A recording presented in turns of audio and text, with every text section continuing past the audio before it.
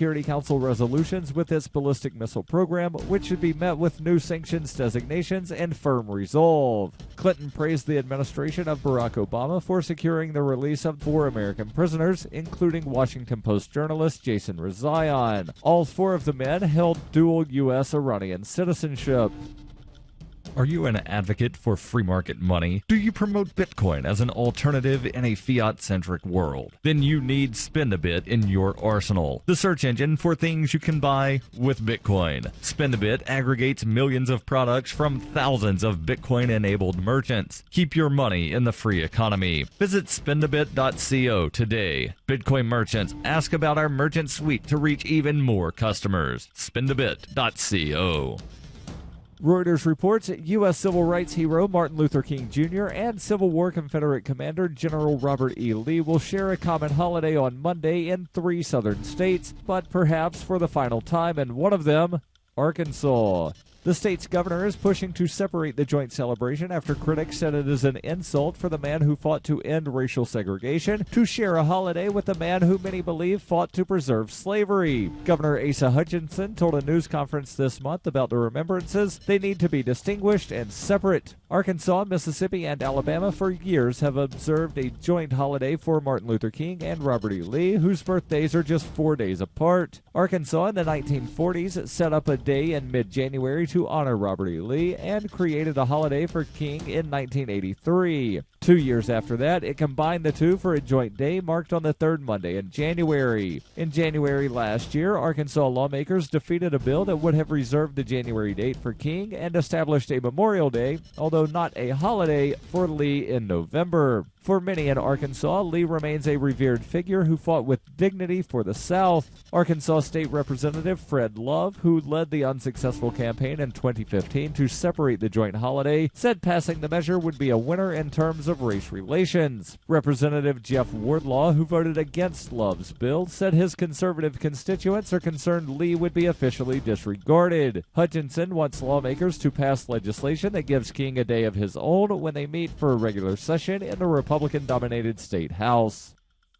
This has been FPP Radio News, online at fppradio.com. All experts agreed this week that the dying U.S. economy is no reason at all to stop investing in print media, calling the newspaper and magazine industry a veritable cash cow with massive potential for growth. Top experts everywhere said that aggressive investment in print media will pay off in spades, and that newsprint is in no way threatened by internet news sites or online video content. Besides, everyone in the know agreed, loyal readers of newspapers would never, ever in a million years turn their back on the trusted print media industry that has always been there for them in good times and bad.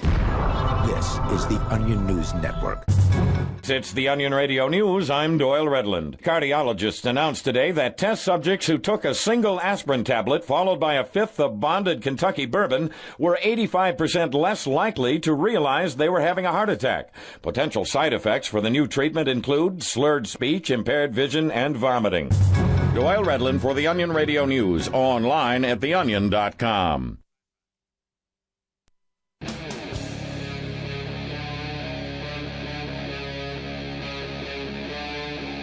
Talk Live.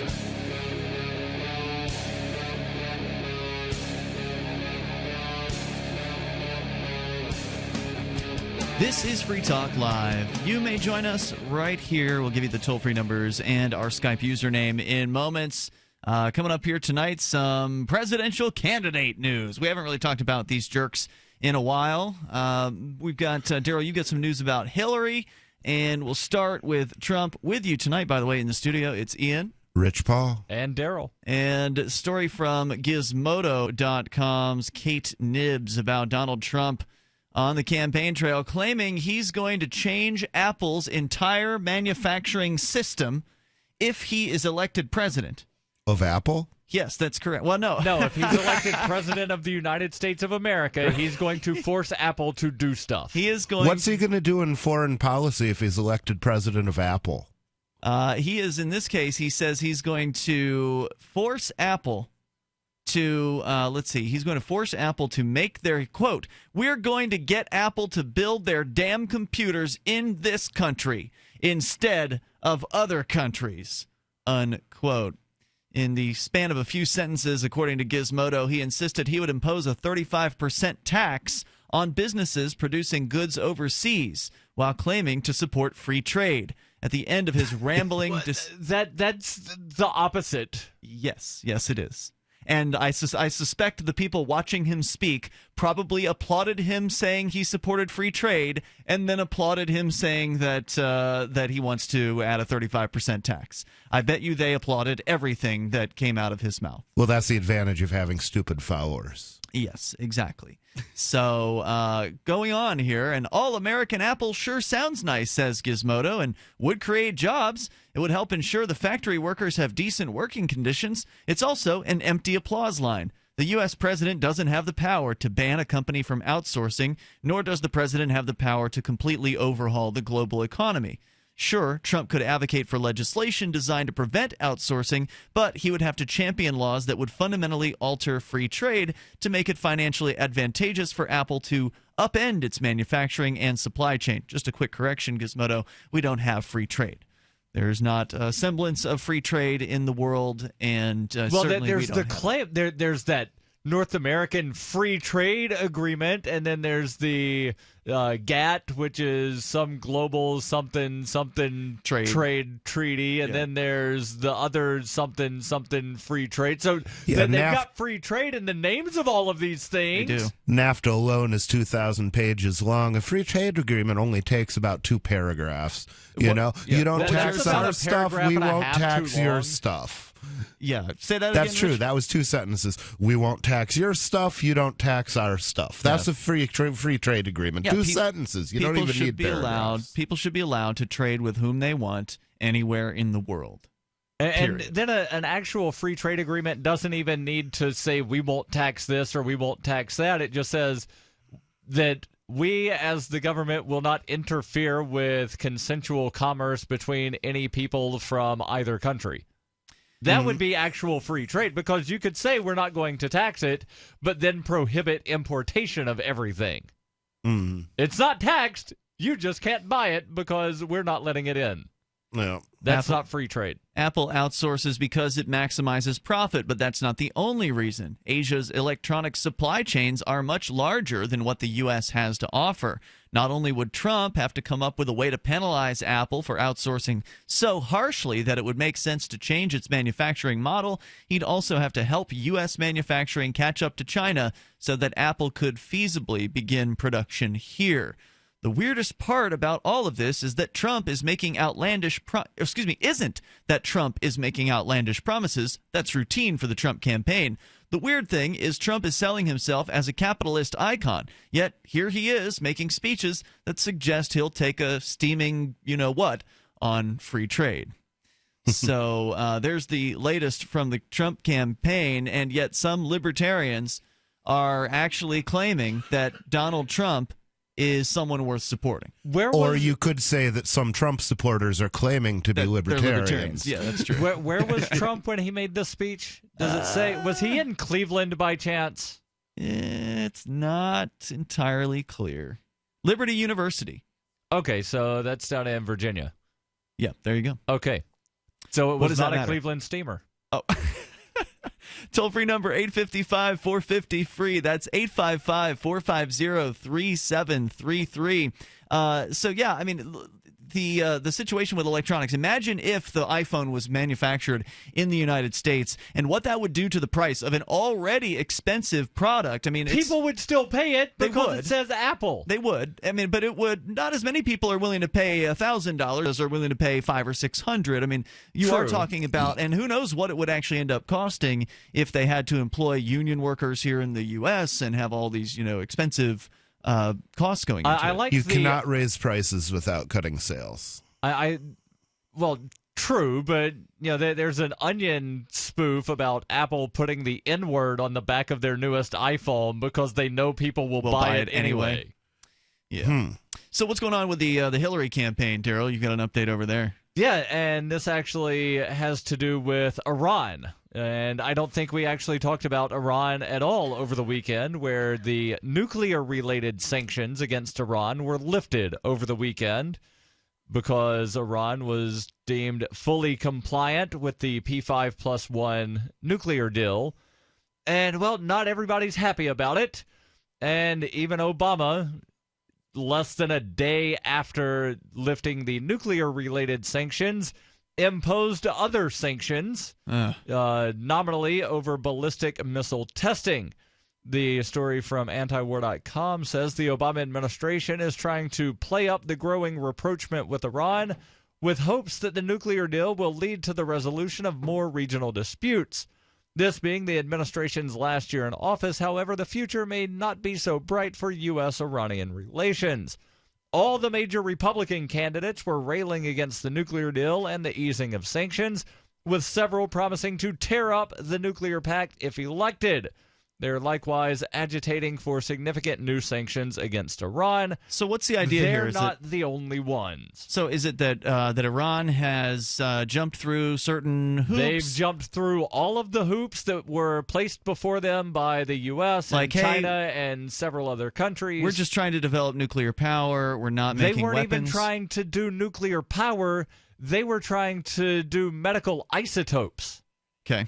Which is a lot lower purification. Gotcha. So less risk involved in that? Well, not only less risk, but it's nowhere near weapons grade. So it's at 3% purified instead of 90% purified. Mm-hmm. So they were nowhere near making what would be used for weapons. But the fear was, oh no, they're making weapons. And they had some power plants, but they had since said, we will only import stuff from Russia. They'll do all of the enrichment, and then we'll send the stuff back out. And one of the things that they had to do was remove the core of one of their heavy water reactors. They did that. They filled it with cement, and that was deemed by the IAEA to be complete on Friday. Sanctions were lifted on Saturday, right around the same time that there was the prisoner swap. Well, now Hillary is trying to be a little bit more upbeat about the nuclear deal as such, but she was similarly pushing for new sanctions, declaring Iran to be a threat to regional security that needs to be met with quote-unquote firm resolve. And while the Republican candidates... they need an enemy. They need to have somebody out there to point to as the world baddie. And obviously they have ISIS that they can point to as a boogeyman, but... and North Korea. But it does help to have some head of state that they can point to as the world's baddie. And certainly North Korea qualifies. Putin. They've still got Putin. Is he on the dirty list? What was it, the 3 countries that Bush came up with years ago? It depends on who you ask. It was either Rubio or the other one was calling him a thug. I thought, isn't that what you're running to be, a thug? Well, right.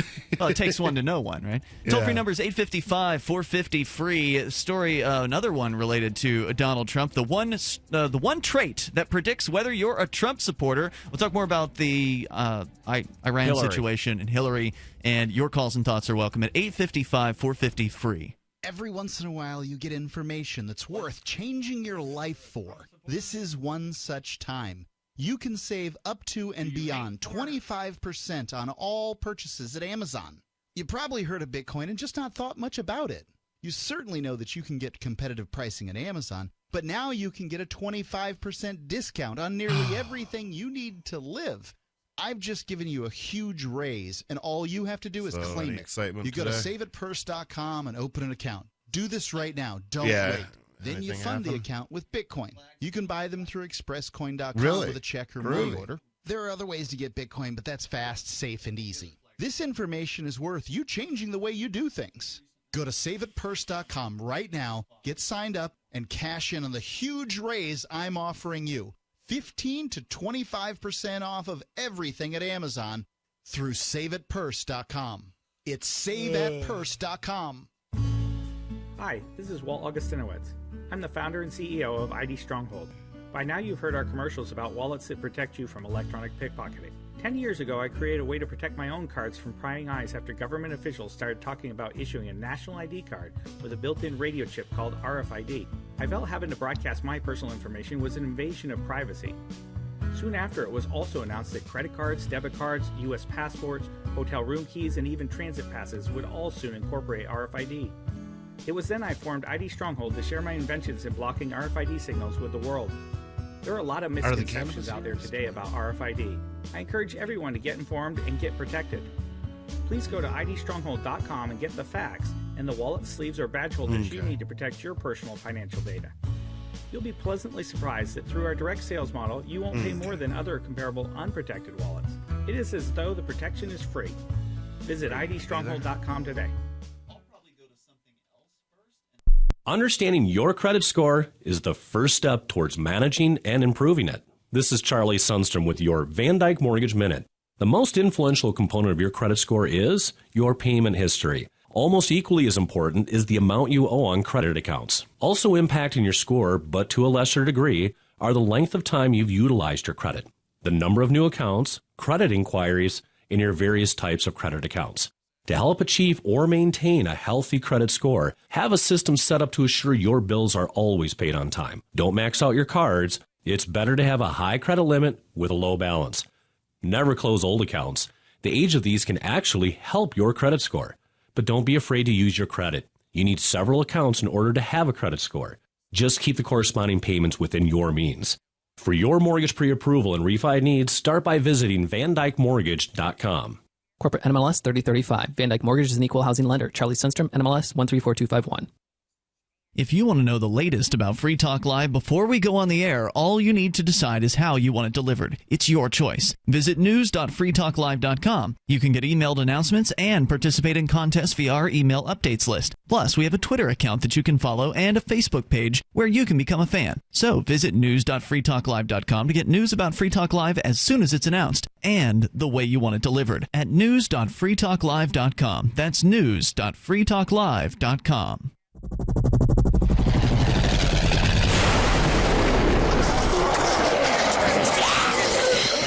In Survivor Max 2, School Bites, Max must scavenge through a wasteland swarming with the undead. Desperate to find the medicine he needs, he discovers a community of survivors at his former school. Has he finally found the safe haven he's been looking for, or will he discover that school bites?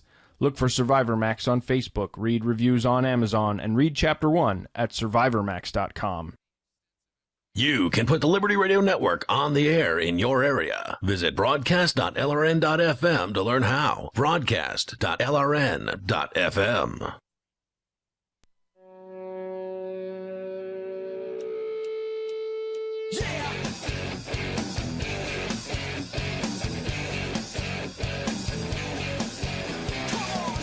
It's Free Talk Live, and you can join us here on the radio. Our toll-free number for you is 855-450-FREE. That's 855-450-3733. And joining you in our studio, it's Ian, Rich Paul, and Daryl. And don't forget, you can join us online over at freetalklive.com. Plus, you can get your shopping taken care of online over at shop.freetalklive.com. And when you do that, Free Talk Live will get a portion of the purchase price. You're basically entering Amazon through our affiliate links. There's Amazon UK, Amazon Canada, and Amazon US. Just go into the right Amazon for you, and Free Talk Live gets a cut of the sale when you start your shopping at shop.freetalklive.com. So we've been giving some quick updates here on some of these presidential scumbags like Donald Trump and Hillary Clinton and the rest of them. Those are the two we focused on here tonight. We haven't really talked much about these guys in recent days. Trump saying that he wants to force Apple to manufacture the iPhone and all of their products inside the United States, while at the same time speaking out of the other side of his mouth about free trade and the freedom to run a business how you want. While simultaneously saying he wants to tax companies that outsource jobs at 35% on whatever they import. And that's something that's going to resonate with a lot of people who are of the protectionist mindset, who believe that America is this special place and that all business should be done here and all products should be manufactured here. And, of course, that's anti-freedom because I should be able to do my business with anybody around the world that I want to. I should be able to get my product manufactured in whatever circumstances I feel is best for my customers and the quality of the product that I'm looking for and the price. And if I'm restricted only to the United States, then that means the prices are going to go up. Yes. And there will be less competition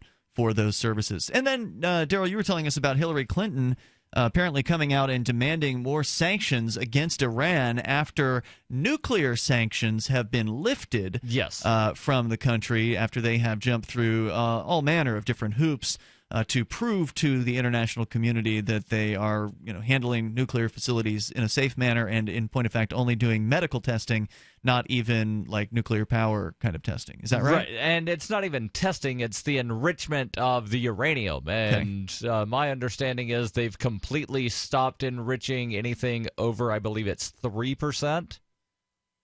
So they've satisfied whatever the arbitrary demands were, but now the politicians, including Hillary, are demanding more sanctions on the country. Yes, they want to impose sanctions over ballistic missile something, even though the UN, and I don't have the article about that in front of me, but I did report on it earlier today on my podcast, Peace, Love, Liberty Radio, where there's a UN resolution saying that Iran can't have ballistic missiles capable of carrying a nuclear warhead. And Iran is saying we don't have any nuclear warheads, so any missiles that we have, in point of fact, would not be capable of carrying such. Okay. But Obama and Hillary and pretty much all of the Republicans are saying, no, we need more sanctions because reasons. So basically, they want to, keep sanctions against Iran. There have been sanctions of one sort or another against Iran since 1980.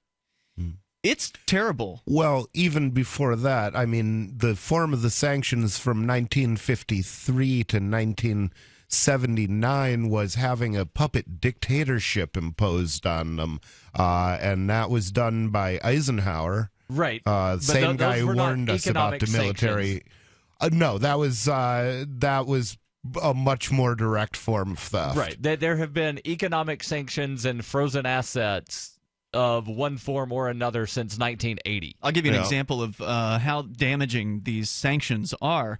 I mean, some sanctions will result in people starving to death, but an actual example of the economic sanctions is the folks from Lamassu, the Bitcoin vending machine, Bitcoin ATM manufacturers. They sell internationally. Lamassu is I was just doing some research on the Bitcoin vending machines today. Lamassu has 40% of the market share of Bitcoin vending machines / ATMs that are all around the globe, which is the biggest. So Lamassu is number one, according to their own website. That's a big deal. But they can't do business with anyone in Iran. So even though Bitcoin is a tremendous tool towards undermining the state, like Bitcoin takes the power of money from the hands of the state and from the hands of the bankers, and it puts it in the hands of the people. Is that prohibition still in place since Saturday? I don't know about that. I'm just giving you an example of economic sanctions, and how they've affected people. And you mentioned they've been around for decades. So I thought you said they were lifting nuclear sanctions. I didn't know anything that there were sanctions put in place for various reasons. Okay. Any of the sanctions that were put in place because of the nuclear-related stuff have been lifted. So presumably a sanction prohibiting business. Most of the economic sanctions have been lifted. Oh, really? Well, I'm really glad to hear that. That happened on Saturday. Okay. Well, good. I'm really glad to hear that. But now they're pushing to bring them back, is what you're saying? They're pushing to bring back another type of sanction. It would not be as broad. Okay. And the U.S. government still lists Iran as a state sponsor of terror, so there's regulations and prohibitions on that front as well. So I can't speak to whether or not this was repealed on Saturday. I don't know that. But I do know that as of very recently, the folks from Lamassu were unable to ship a unit of theirs, which is manufactured in Portugal, by the way. It's not even made in the United States.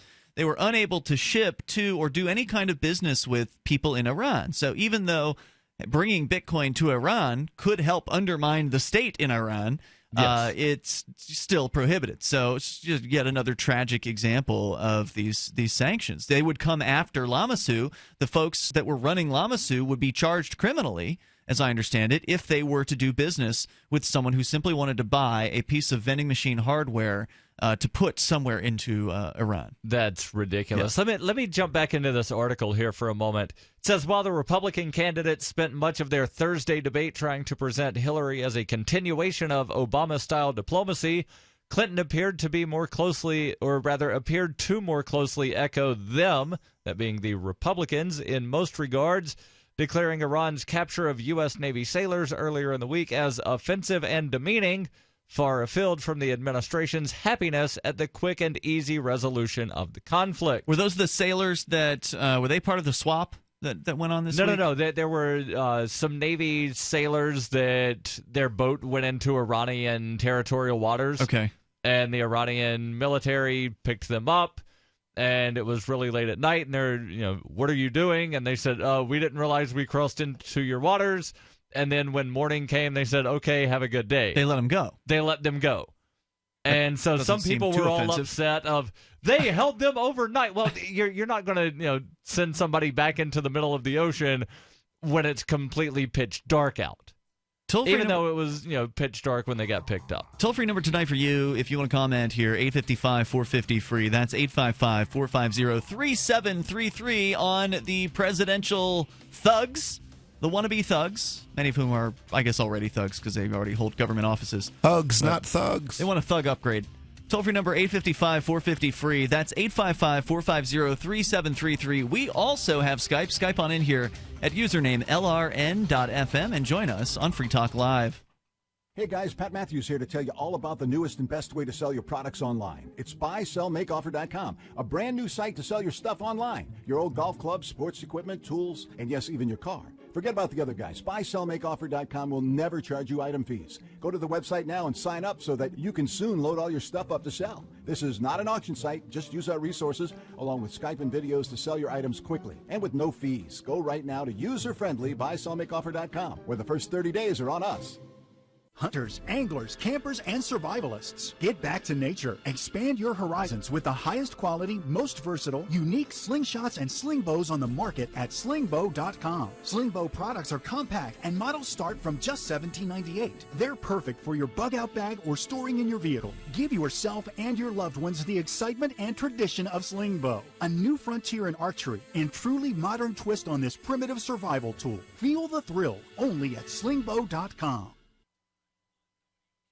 I'm Ian Freeman, host of Free Talk Live. We've been covering Uber for years on the radio with their ongoing legal cases across the globe defending your right to give people rides without asking government permission. I wanted to support Uber more directly, so I signed up to be a driver. It's fun to meet new people and help Uber push forward innovation. As of this recording, Uber is active in 67 countries, so there's a good chance they're available in your area. If you'd like to drive for Uber and make some money helping people get where they want to go, sign up at drive.freetalklive.com, and you'll get a $100 bonus after you complete a certain number of trips. With Uber, you can drive anytime you want. You set your schedule. To get started, you need a good driving record, 4-door vehicle, insurance, registration, and to pass a background check. It costs nothing to sign up, so visit drive.freetalklive.com. That's drive.freetalklive.com. And if you just want to try Uber as a rider, visit ride.freetalklive.com. Your first ride's free. This is your Robertson Roberts Brokerage Daily Precious Metals Update. In early trading Friday, gold is $14 higher at $1,092 per ounce. Silver is 21 cents higher at $14.10 per ounce. Bitcoin is trading at $387 US. Gold and silver are making big moves today, fueled by growing concern in both U.S. and overseas markets. Prepare yourselves. Give us a call today at 800-874-9760 or online at rrbi.co. Here's a chance to do a little activism while you're cruising Facebook, Twitter, or Google+. Between the LOL cats, the recipes, the hot girls, and the inspirational sunrise memes, Free Talk Live's posts pass by your newsfeed. Like them, comment. It gives us more exposure. If you don't see our posts, click like at facebook.freetalklive.com and then hover over it to click Get Notifications. It's an easy way to spread the ideas of liberty a bit further. I know you're busy, but you can spare that 1/10 of a calorie it takes to click on something. Facebook.freetalklive.com. The number of users who actually enjoy Facebook is down to 4. And Apple announces a new iPhone with the N-word on the back, knowing customers will buy it anyway. And now for the delayed and utterly thoughtless romantic gesture that is the Onion Week in Review. Self-identified 9/11 truther Dennis Shaw told reporters Tuesday he's absolutely convinced the United States government has orchestrated an intricate plot to systematically destroy the last 11 years of his life. Shaw, who since 2001 has spent nearly every waking minute poring over footage of the World Trade Center attack and even handing out truther pamphlets every afternoon, says the government is behind the gradual collapse of his personal and professional life, adding that the conspiracy, quote, goes all the way to the top. Before 2001, I'd see my friend Stephen Copley every couple of weeks, and now he won't even answer my calls. The government got to him too. Think about it. My coworkers, my wife, my friends, everyone calling me crazy after September 11th and wanting nothing to do with me. What are the chances of that? This is the Onion News Network. You can connect with the Liberty Radio Network via our Facebook page at facebook.lrn.fm. That's facebook.lrn.fm.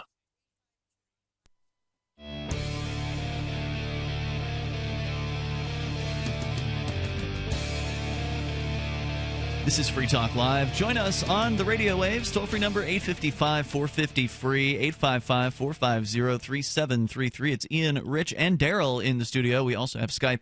Skype username is LRN.FM. And there's a movement in healthcare today full of people ready to stand up and take charge of their healthcare. Folks like you who are tired of paying too much for healthcare and getting too little. People are standing up for their values and letting their conscience make decisions based on timeless principles. It's a movement sweeping the nation, and you should be part of it. Liberty HealthShare is leading the movement of people who are looking for an alternative to traditional health insurance. Liberty HealthShare is a healthcare sharing organization full of people sharing the cost of healthcare in an easy and efficient way. Choose your own doctor, your own hospital, and live out your values in healthcare. Join their movement and change healthcare for good at joinlhs.com. That's Join LHS, like Liberty HealthShare. Joinlhs.com, or you can call them toll free 800-722-8041. That's 1-800-722-8041. Let's go to the phones here before we continue. I know, Daryl, you had more you wanted to share about the Iran sanctions. Just a little bit. Being proposed or reproposed or whatever. Let's go to Ben first, though, in Omaha. You're on Free Talk Live with Ian, Rich, and Daryl. Hello, Ben. Yo, gents, I just want to make a comment about Trump. You know, America really must be really stupid to believe just what he said. If they were cheering him on, they are really dumb. Those people over there at Foxconn make about $10 a day. At where? Foxconn over in China builds that Apple equipment. There's 250,000 people. 250,000 people on the manufacturing plant. They live there. They make about $10 a day. So wow. You're going to throw on a tariff, or you want to bring it over here? I mean, it's absolutely impossible. It's like you're going to say you're going to go to the. It's like you say you're going to send a man to Pluto. It's absolutely impossible. Well, any presidential candidate can make any manner of impossible claims before they get elected, and it's amazing how many of them just, they fly. People believe this stuff. I'm surprised the pony thing hasn't caught on with you mean more Vermin candidates. Supreme? Well, yeah. Why more candidates should be promising ponies, I think. Does he also offer free ice cream? I don't know. think so. No, why would he? Because he wants you to brush your teeth. Yeah, that's true. I'm sorry. I was misremembering. Maybe he wants to give you ice cream to encourage you to brush your teeth. It kind of leaves that film feeling. I was misremembering. It was actually a caller who was doing a George Bush impression years ago who called the show. Mike D from Red Bar Radio called as George Bush and offered free ice cream to everyone. But I think he also offered the free pony back then as well. Anyway, Ben, anything else you want to share on Trump? You're bewildered that people could even believe this stuff, huh? Absolutely. And he was at a university to boot. I mean, so I guess it really goes to show you can be look, I don't know. More power to him, but it's absolutely impossible. No more power to Trump. Trump does not need power. Right now, he's crazy enough as it is. Can you imagine this man with some actual power?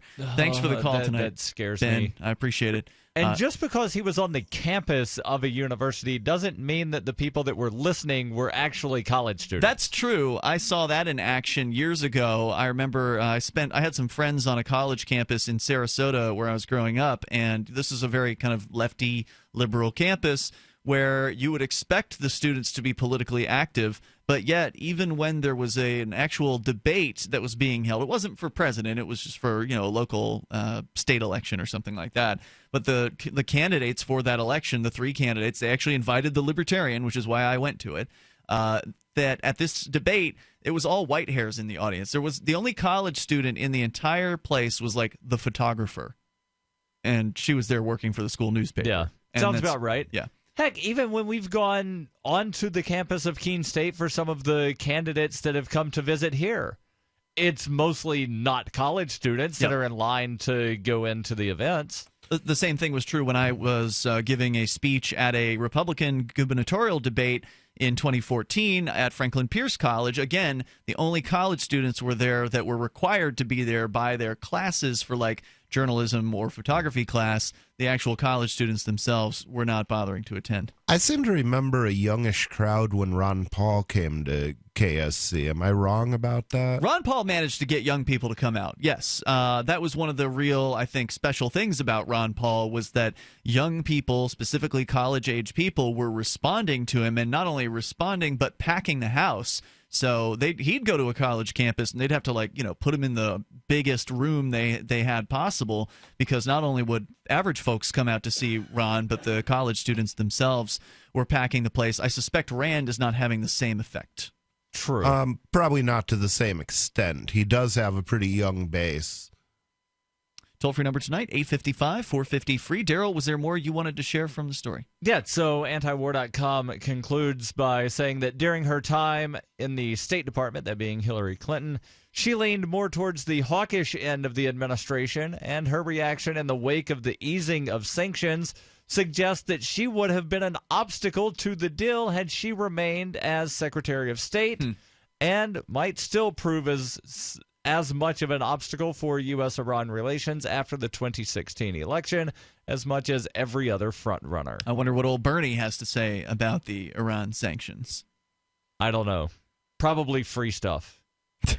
Because he's supposedly good on the gun issue, although from what I heard on the radio this morning, he flipped on it, huh? Yeah, he was bragging about his D- from the NRA. Mm-hmm. I wouldn't count on Bernie to be saving your gun rights. I wouldn't count on any of these people for anything. I wouldn't count on the NRA to give an accurate gun rating to anybody just because they wind up compromising way too much. Yeah, that's probably true. I got a good gun rating when I ran as a Democrat here in New Hampshire. I forget from whom, though. I think it might have been gun owners.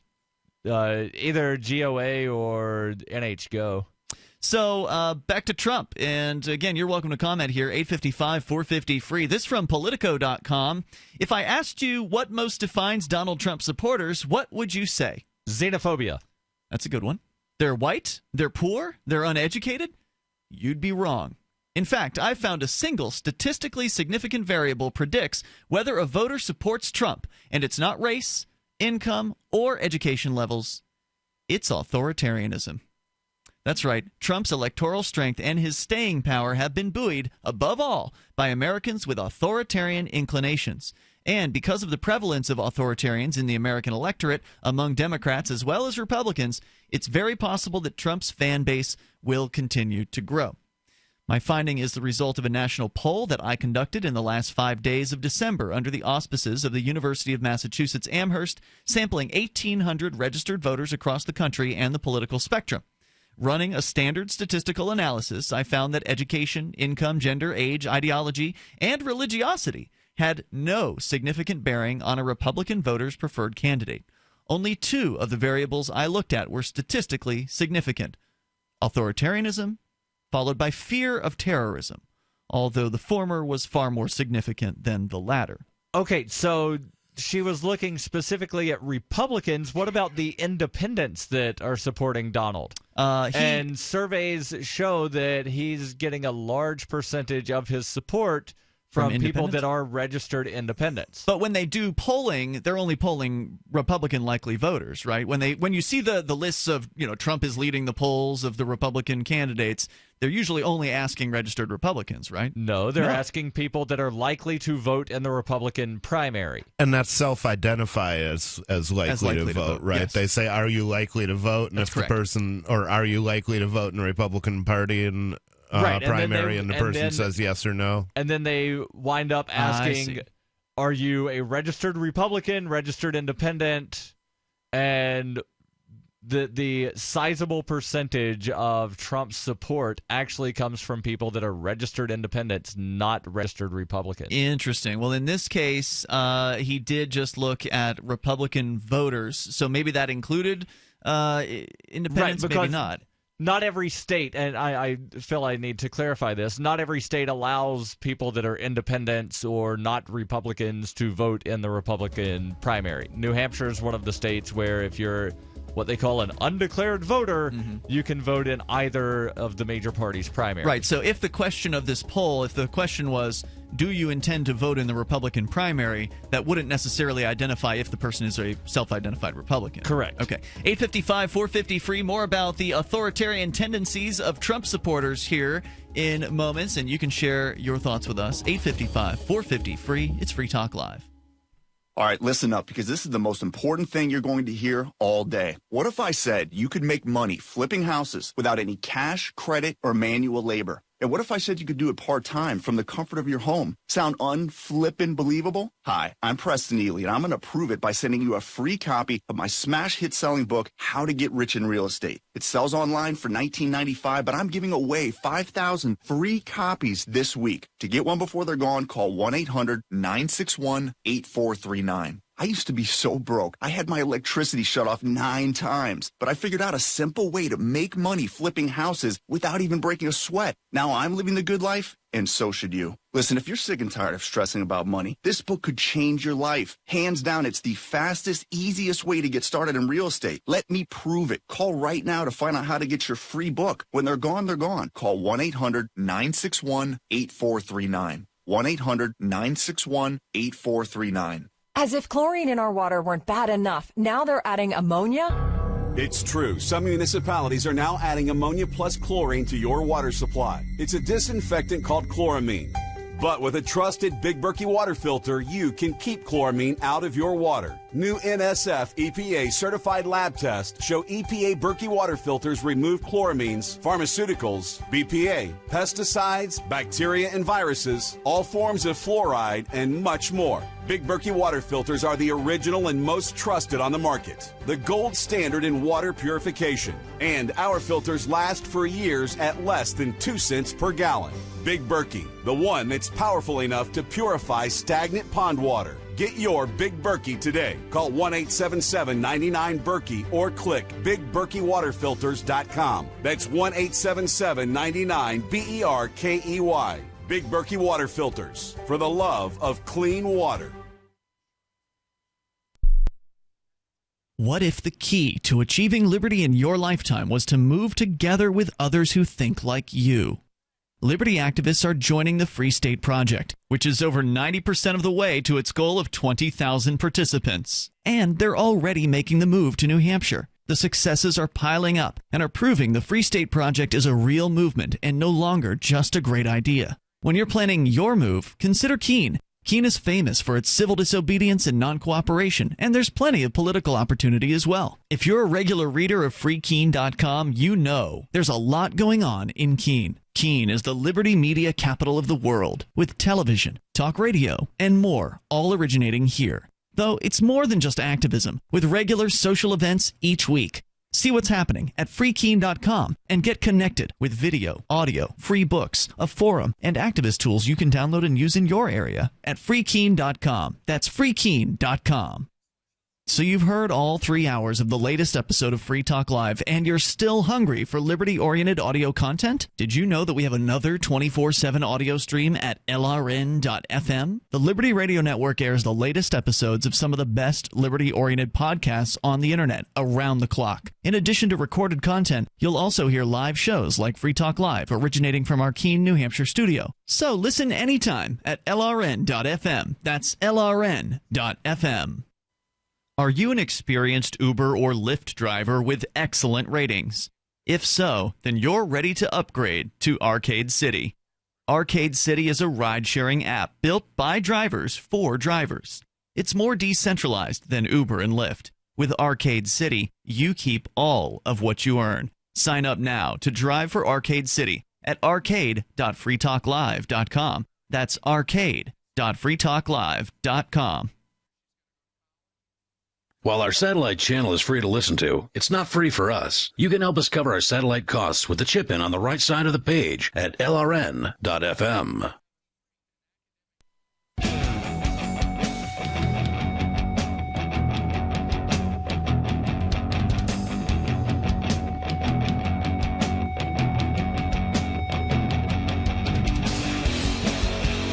It's Free Talk Live. Join us on the radio waves here. We're talking about the trash that are running for president. Donald Trump and Hillary Clinton, just two of the terrible human beings. Yes. Who are filing to rule your life. And we'll continue with that here. You can join us at 855-450-FREE. That's 855-450-3733. Maybe you like Free Talk Live. You appreciate what we're doing here on a nightly basis, bringing you live, liberty-oriented talk radio 7 nights a week. And you want to help us promulgate the show. You want to help us get on more radio stations. I just got an agreement in today from a news station in Florida, so looking forward to making an announcement about that. They're going to be joining us for Saturday nights. Actually, from what I understand, they already have joined us for Saturday nights, and now we got the agreement. So it's always nice when that happens. When I call a radio station trying to pitch the show, and the program director tells me, "Oh yeah, I already added your show." It's always a good one. So that's what happened today. And so over 160 stations. We can have 300 stations. It just takes a marketing budget to be able to really get out there and put the show in front of program directors all across the country. We just added Dallas about a week ago, which is a huge score. That's our biggest market right now. And it's all thanks to Free Talk Live amplifiers. Listeners like you who decided to support the show for $5 a month. And you can do that over at amp.freetalklive.com. AMP stands for Advertise, Market, and Promote. It's your way of helping us get Free Talk Live out there into more ears around the country and around the world as well. We're also on satellite signals over sub-Saharan Africa and North and Central America. So lots of ways for people around the globe to get Free Talk Live. You can help us over at amp.freetalklive.com and get perks like access to the AMP-only call-in lines, the AMP-only Facebook group, and more. Go get started at amp.freetalklive.com. It's Ian, Rich, and Daryl in the studio with you here tonight. We're talking about the Politico.com story. Matthew McWilliams writing that he conducted a poll of 1,800 registered voters across the country and across the political spectrum. Running a standard statistical analysis, he found that people who wanted to vote for Donald Trump did not have anything really tying them together statistically significantly except for authoritarianism and fear of terrorism. He said that education, income, gender, age, ideology, and religiosity had no significant bearing on the Republican voters' preferred candidate. And I would say that fear of terrorism is probably a little too narrow, that it could probably be summarized as fear of foreigners. Mm-hmm. Authoritarianism is not a new, untested concept in the American electorate. Since the rise of Nazi Germany, it has been one of the most widely studied ideas in social science. While its causes are still debated, the political behavior of authoritarians is not. Authoritarians obey. They rally to and follow strong leaders. And they respond aggressively to outsiders, especially when they feel threatened.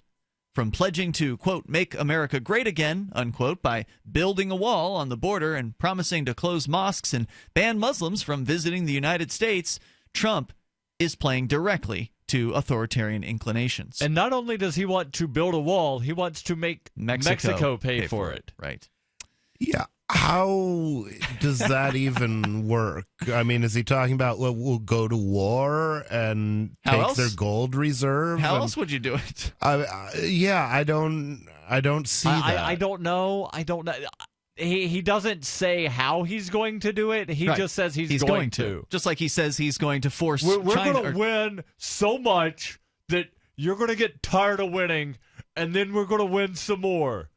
And we're going to make America great again. Yeah, right. I actually heard him say that sentence when he was in Keene. Yeah, Wow. You actually went and watched him, huh?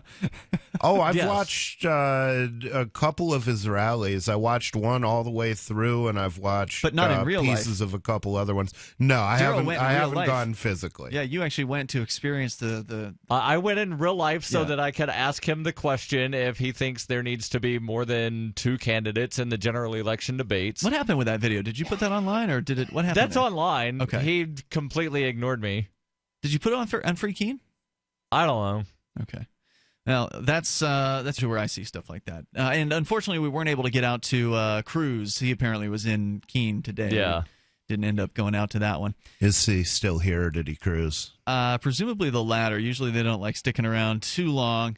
Let's get back to the story here, Well, though. but before you do, I just want to point out one more thing about the debate question. This was right after the second Republican presidential debate.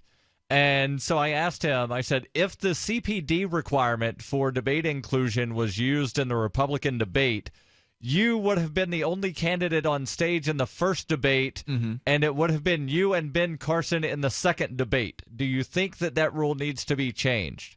And he wouldn't answer. And he just turned away and walked away. I think he would like to be the only person in a debate. Yes. From pledging to make America great again to building the wall on the border and closing mosques, he's playing to authoritarian inclinations. Not all authoritarians are Republicans by any means. In national surveys since 1992, many authoritarians have also self-identified as independents and Democrats.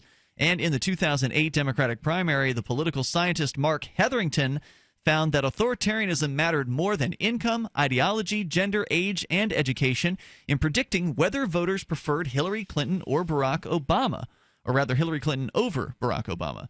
But Hetherington has also found, based on 14 years of polling, that authoritarians have steadily moved from the Democratic to the Republican Party over time. He hypothesizes the trend began decades ago as Democrats embraced civil rights, gay rights, employment protections, and other political positions that he claims value freedom and equality. Of course, we would disagree as libertarians. Having employment protections doesn't value the freedom of the employer in that case. Yeah, well, I mean, some of the things on that list I would call pro-freedom, and some of them I would call anti-freedom. Yeah, it's a mixed certainly list. The government should be required to treat everyone equally, so long as there is a government, because if you can't escape it by going elsewhere, then it should at least give you a fair shake. Totally agreed. But private employers, if I was a black guy, I wouldn't want to go into a restaurant that only served me because the law said they had to. Me neither. Because I'd be thinking, these people are going to spit in my food. Or I'd worse. rather go to some place where I'm welcome. Yeah, exactly. It's important to allow businesses who are run by bigots to reveal themselves publicly. I think that's important information for the market to be able to make decisions. I would love to see a restaurant on Central Square or Main Street that identified, here's all the people that we don't want to serve, and then I wouldn't go there. Even if I'm not on the list, I would not go there. Me neither. Hopefully we wouldn't see that. I mean, hopefully that wouldn't be the case. I would not love to see that, but if it did happen, I would not go We know that there. there are people that don't want our business. Yeah, and I would love that's if they true. had a sign saying No free staters? No free staters. Yeah. I would love it. Actually, members of the Church of the Invisible Hand are required by the religion to refuse service to members of the Westboro Baptist Church and the KKK. So those are two groups that we, as a matter of religion, won't serve, and it has to be a matter of religion so we can do it in Indiana. In my poll results, authoritarianism was not a statistically significant factor in the Democratic primary race, at least not so far, but it does appear to be playing an important role on the Republican side. Indeed, 49% of likely Republican primary voters that I surveyed score in the top quarter of the authoritarian scale, more than twice as many as the Democratic voters. Political pollsters have missed this key component of Trump's support because they simply don't include questions about authoritarianism in their polls. In addition to the typical battery of demographic, horse race, thermometer scale, and policy questions, my poll asked a set of 4 simple survey questions that political scientists have employed since 1992 to measure inclination toward authoritarianism.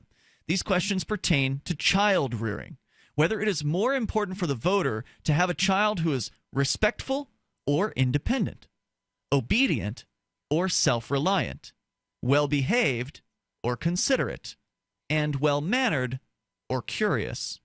Respondents who picked the first option in each of those questions are strongly authoritarian. Based on those questions, Trump was the only candidate, Republican or Democrat, whose support among authoritarians was statistically significant. So what does that mean for the election? Well, it doesn't just help us understand what motivates Trump's backers. It suggests that his support isn't capped. In a statistical analysis of the polling results, I found that Trump has already captured 43% of Republican primary voters who are strong authoritarians, and 37% of Republican authoritarians overall. A majority of Republican authoritarians in my poll also strongly supported Trump's proposals to deport 11 million illegal immigrants, prohibit Muslims from entering the United States, shutter mosques, and establish a nationwide database that tracks Muslims. We'll talk more about the disturbing authoritarian tendencies of the Republican voter. And as he points out, there are also some in the Democratic Party as well, just voters in America in general, but specifically the Trump supporters. And you can share your thoughts at 855-450-FREE. Bring up whatever's on your mind. This is Free Talk Live. Are you searching for your soulmate? Someone you can trust, who will never betray you or cooperate with the NSA? Stop searching. With EasyDNS, you found a keeper. EasyDNS does it all. Domain names, web hosting, and managed WordPress hosting. EasyDNS stands up for your internet freedom, and with servers in Canada, they do not cooperate with the NSA. Go to EasyDNS.com. You'll love their services or get a full refund. They guarantee it. And they accept Bitcoin. That's EasyDNS.com. As a pioneer of the e-commerce movement, Overstock.com is proud to be the first major retailer to accept Bitcoin. Overstock was the first because Patrick Byrne, Overstock's CEO and founder, firmly believes in personal freedom and cryptocurrency. Over the past 16 years, Overstock has furnished over 18 million homes with a diverse line of products to suit everyone's unique styles and preferences. Support Overstock and freedom of choice while enjoying free shipping on orders of 0.211 Bitcoin or more. I love My Magic Mud. I drink a lot of coffee. I had stains on my teeth. Then I found My Magic Mud, and I was told it would remove stains. So I paid attention when I brushed the first time. My Magic Mud is black tooth powder, and the difference it made in my teeth in one application was noticeable. With 4, my teeth were as white as you normal folks out there. Please go to mymagicmud.com and buy a jar. There's 150 applications for $25. You can use Bitcoin. mymagicmud.com. LRN.FM is proud to announce our official listening apps for Android and iOS devices. Now you can easily tune into our streams anywhere, anytime on your smartphone or tablet. Just visit apps.lrn.fm or search for LRN.FM in the Android or Apple app stores. Please download, rate us 5 stars, then share the link on your social media and let your friends and family know how you're listening to LRN.FM. Download it now, free at apps.lrn.fm. You're listening to the live edition of Free Talk Live. Hour number 2 is next after the news here on the Liberty Radio Network at LRN.FM. From Keene in the Shire, the Liberty Media capital of the world, this is Daryl W. Perry, host of FPP Radio News for Monday, January 18th, 2016. Silver is trading at $13.98 per ounce. Gold is valued at $1,092 per ounce. And according to BitcoinAverage.com, the average price of Bitcoin is $383. Antiwar.com reports a U.S. drone strike, the first such strike of 2016, has attacked the Shabwa province of central Yemen over the weekend, destroying a car traveling through the desert in the eastern part of the province and killing at least 3 people. The slain were not identified, but reports as usual labeled them suspected militants. Al-Qaeda is known to have a presence in the area, but there is no indication beyond that in anything made public that the car was suspicious in any other way. Al-Qaeda in the Arabian Peninsula has taken advantage of the Saudi invasion of Yemen last year to amass considerable territory of their own, including the port city of Al-Mukalla. The U.S. drone strikes in the second half of 2015 mostly centered on that city. The U.S. withdrew all of its forces providing targeting data for the drone war in Yemen long ago, but has continued the drone war irrespective of this. This has made the identities of those being killed even less apparent. For nearly 40 years, Roberts & Roberts Brokerage has been a trusted source for buying and selling precious metals like gold and silver. They also take Bitcoin for precious metal purchases and have permanently removed the minimum purchase amount for all orders paid in the digital currency. Call Roberts & Roberts today for knowledgeable advice on buying and selling precious metals and a forward-thinking approach to new technologies. 800-874-9760 or visit online at rrbi.co.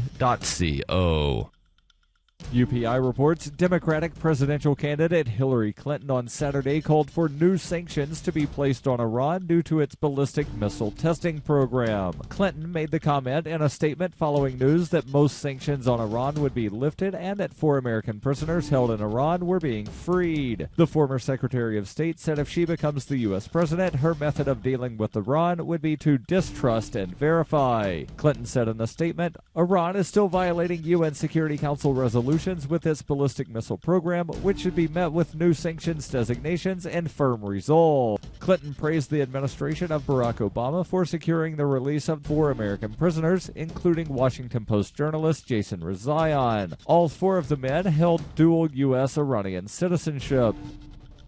Are you an advocate for free market money? Do you promote Bitcoin as an alternative in a fiat-centric world? Then you need SpendABit in your arsenal, the search engine for things you can buy with Bitcoin. SpendABit aggregates millions of products from thousands of Bitcoin-enabled merchants. Keep your money in the free economy. Visit spendabit.co today. Bitcoin merchants, ask about our merchant suite to reach even more customers. Spendabit.co.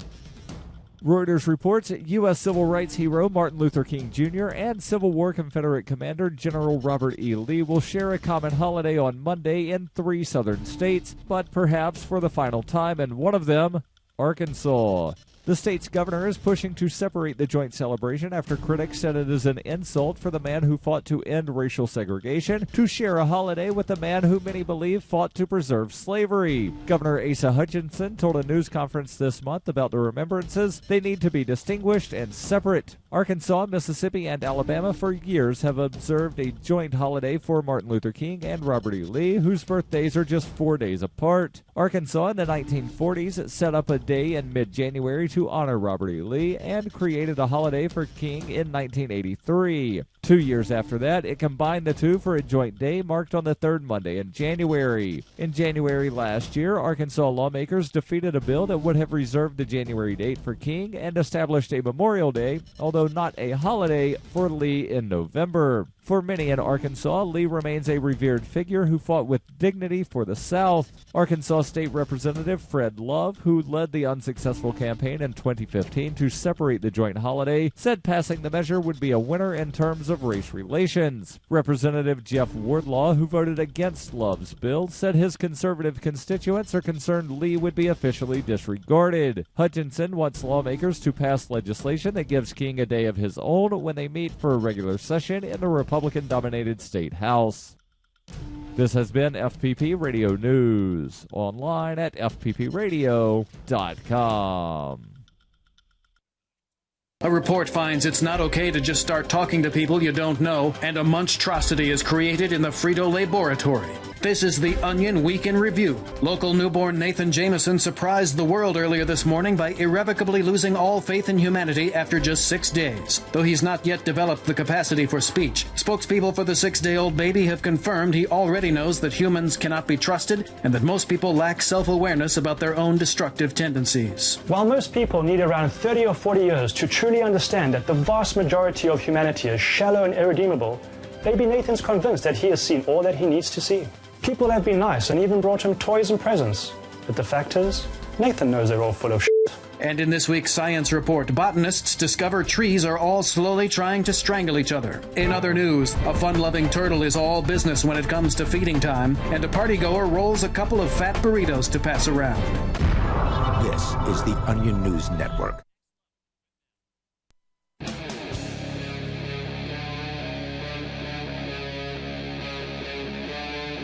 Free Talk Live.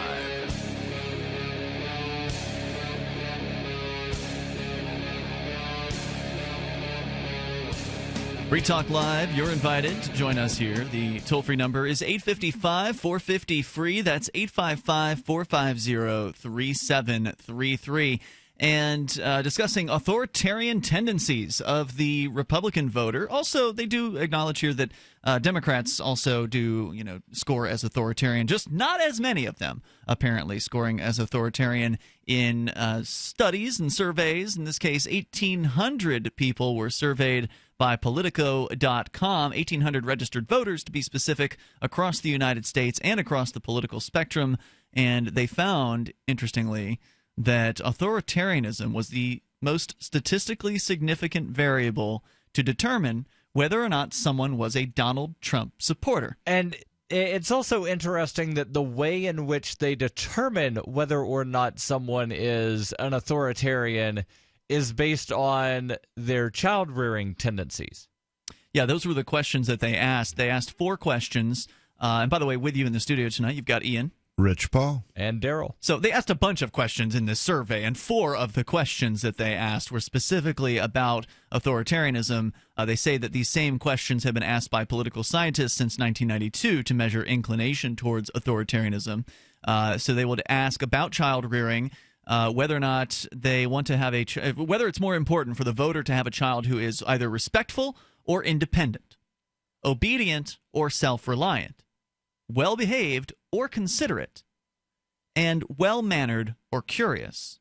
So if the first answer of the 2 choices is given, then that means the person is strongly authoritarian. So if they answer the first answer for all 4 questions. Right, but there are certainly people that would answer the second answer on each of those questions, but they still want the government to control every aspect of someone's life, or many aspects of people's lives. So what you're saying is that the authoritarian factor could be much higher in reality than what they're getting. Right, because they're only asking about child rearing, and I know people that they want their child to be curious and independent sure. and these other things. They just want him ruled by the government. But later, they want a government that says you can't do this on your property because reasons.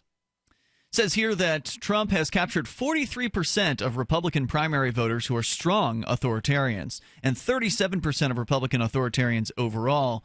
A majority of Republican authoritarians also strongly supported Trump's proposals to deport 11 million illegal immigrants, which of course would require a total police state, to prohibit Muslims from entering the United States. Again, you need a police state for that.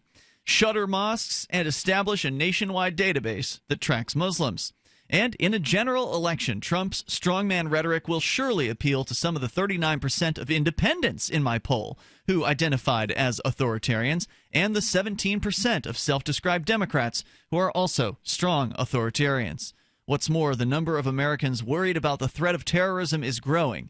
In 2011, Hetherington published research finding that non-authoritarians respond to the perception of threat by behaving more like authoritarians.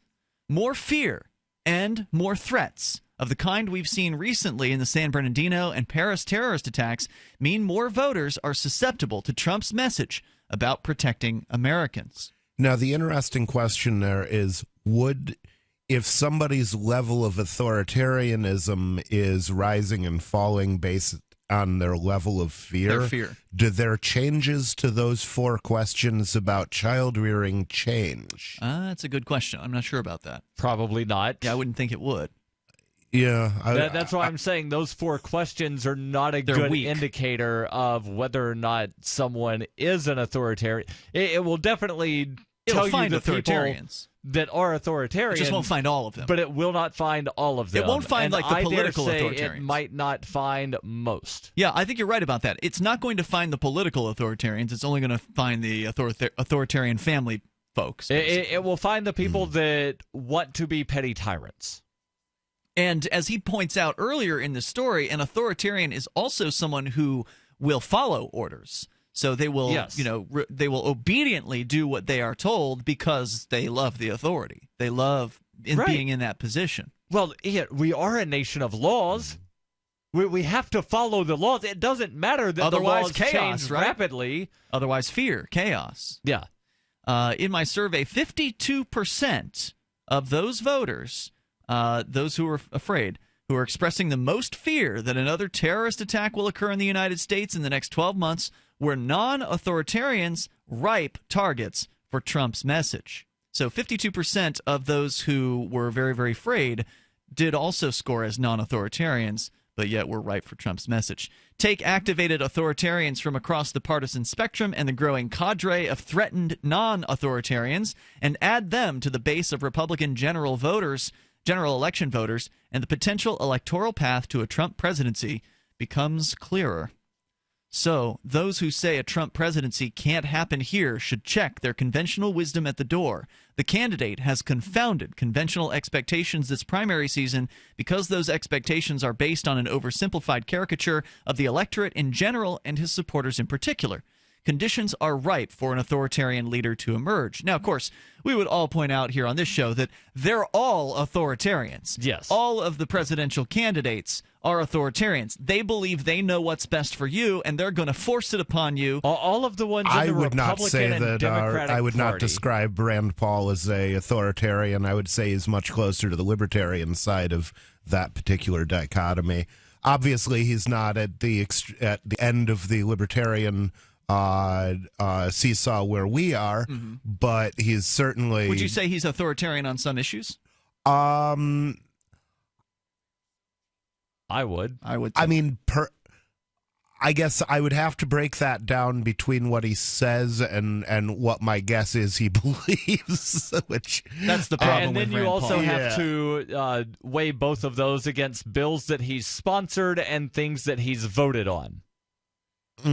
Well, again, the Rand Paul supporter, and Rich is one of them, would defend that even if Rand Paul voted for something authoritarian, he was only doing it to play politics so he could make a successful splash in D.C. So when he voted for sanctions against Iran, he was only doing that to play politics? That's what they would say, I would think. What would you say about that, Rich? I don't want to put words in your mouth. I don't know the details of that bill. I would probably first look at what he said about that bill I don't and think why he they voted made a the way he public did. statement about that bill or why he voted for it. Well, that would be an interesting question to ask him. Maybe we should ask him that next time he comes, if he comes to Keene again before the presidential primary. I think if you're going to get a serious answer, you're going to have to use different tactics to approach the debate. Yeah, you're probably right about that. So, but yeah, that You'll need I to have actually- somebody that's a registered Republican wear a suit. Yeah, that presumes I And actually then care enough about the answer. Said and I don't. registered Republican wearing a suit probably would not dare question their preferred political candidate on anything tough. The candidate, Trump that is, has confounded these expectations. He says conditions are ripe for an authoritarian leader to emerge. Trump is seizing the opportunity, and the institutions from the Republican Party to the press that are supposed to guard against what James Madison called the, quote, infection of violent passions, unquote, among the people have either been cowed by Trump's bluster or are asleep on the job. It's time for those who would appeal to our better angels to take his insurgency seriously and stop dismissing his supporters as a small band of the dispossessed.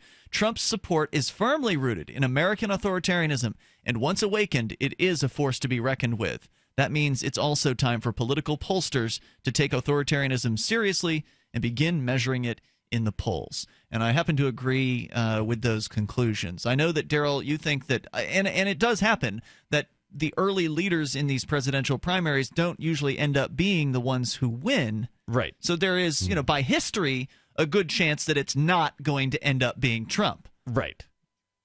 But you never know what's going to actually transpire. True. We will get a better picture in about 3 weeks' time. When, there's the Iowa caucus? The Iowa caucus on February 1st, and then the New Hampshire primary on February 9th. And after that second event, there will be candidates dropping out and throwing support behind somebody. And I don't think they're throwing support behind Trump. Our toll-free number is 855-450-FREE, and so that's when you say the numbers are going to shift dramatically. 855-450-3733.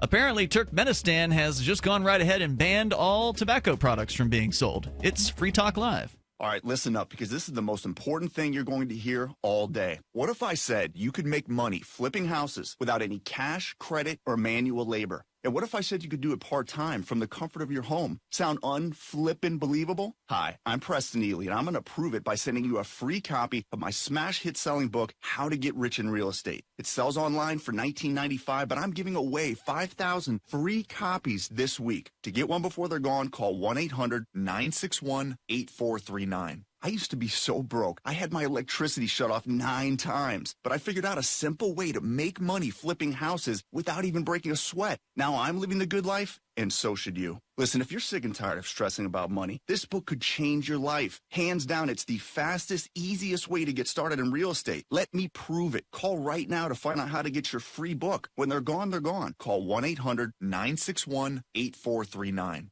1-800-961-8439.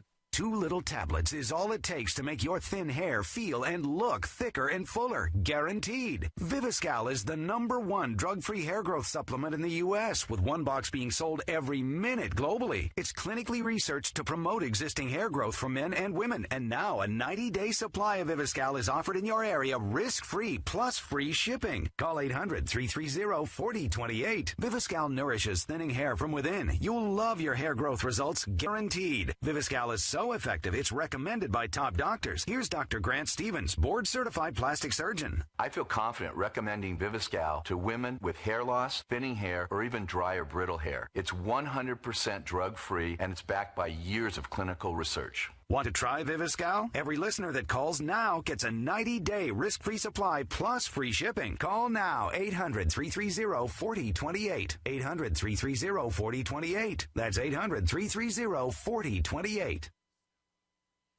Since time began, tyrants have taken aim at personal liberties. Now there's a movie that aims back. The government has no more right to tell us what to put in our bodies than they have to take our guns or tell us what books we can read. 6 drug police were eaten by bears while raiding a marijuana farm. On your knees, you dirty hippies! Jesus. On your knees! What's the problem, officer? Today, many cops who enforce pot laws do so only because it provides them with cushy jobs, good benefits, and a chance to push people around. I was an undercover narcotics officer. The drug war is nothing but a farce. The Second Amendment says you got to keep you and your gat intact. Guns and Weed, The Road to Freedom. A film by Michael W. Dean and Nima Vadavi. DVD available now at gunsandweed.com or on Amazon. That's gunsandweed.com. Makes the perfect gift. Remember, that's gunsandweed.com.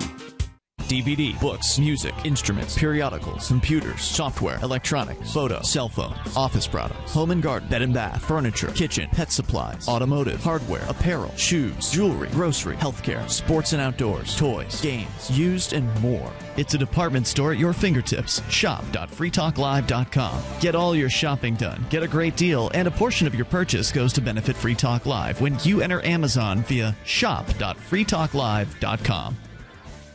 Ross Ulbricht was convicted in early 2015 of running the infamous Silk Road Underground Market. The Silk Road was a gift to humanity and helped reduce the harms brought on by drug prohibition. For this good deed, Ross has been sentenced to life in prison with no possibility of parole. Now, an appeal is Ross's only chance, and he needs your support. Please visit freeross.org, where you can contribute via various methods, including Bitcoin. Visit freeross.org. That's freeross.org. Help get LRN.FM into more ears. Visit promote.lrn.fm for a free bumper sticker, flyers, banners, graphics, and more. Promote.lrn.fm.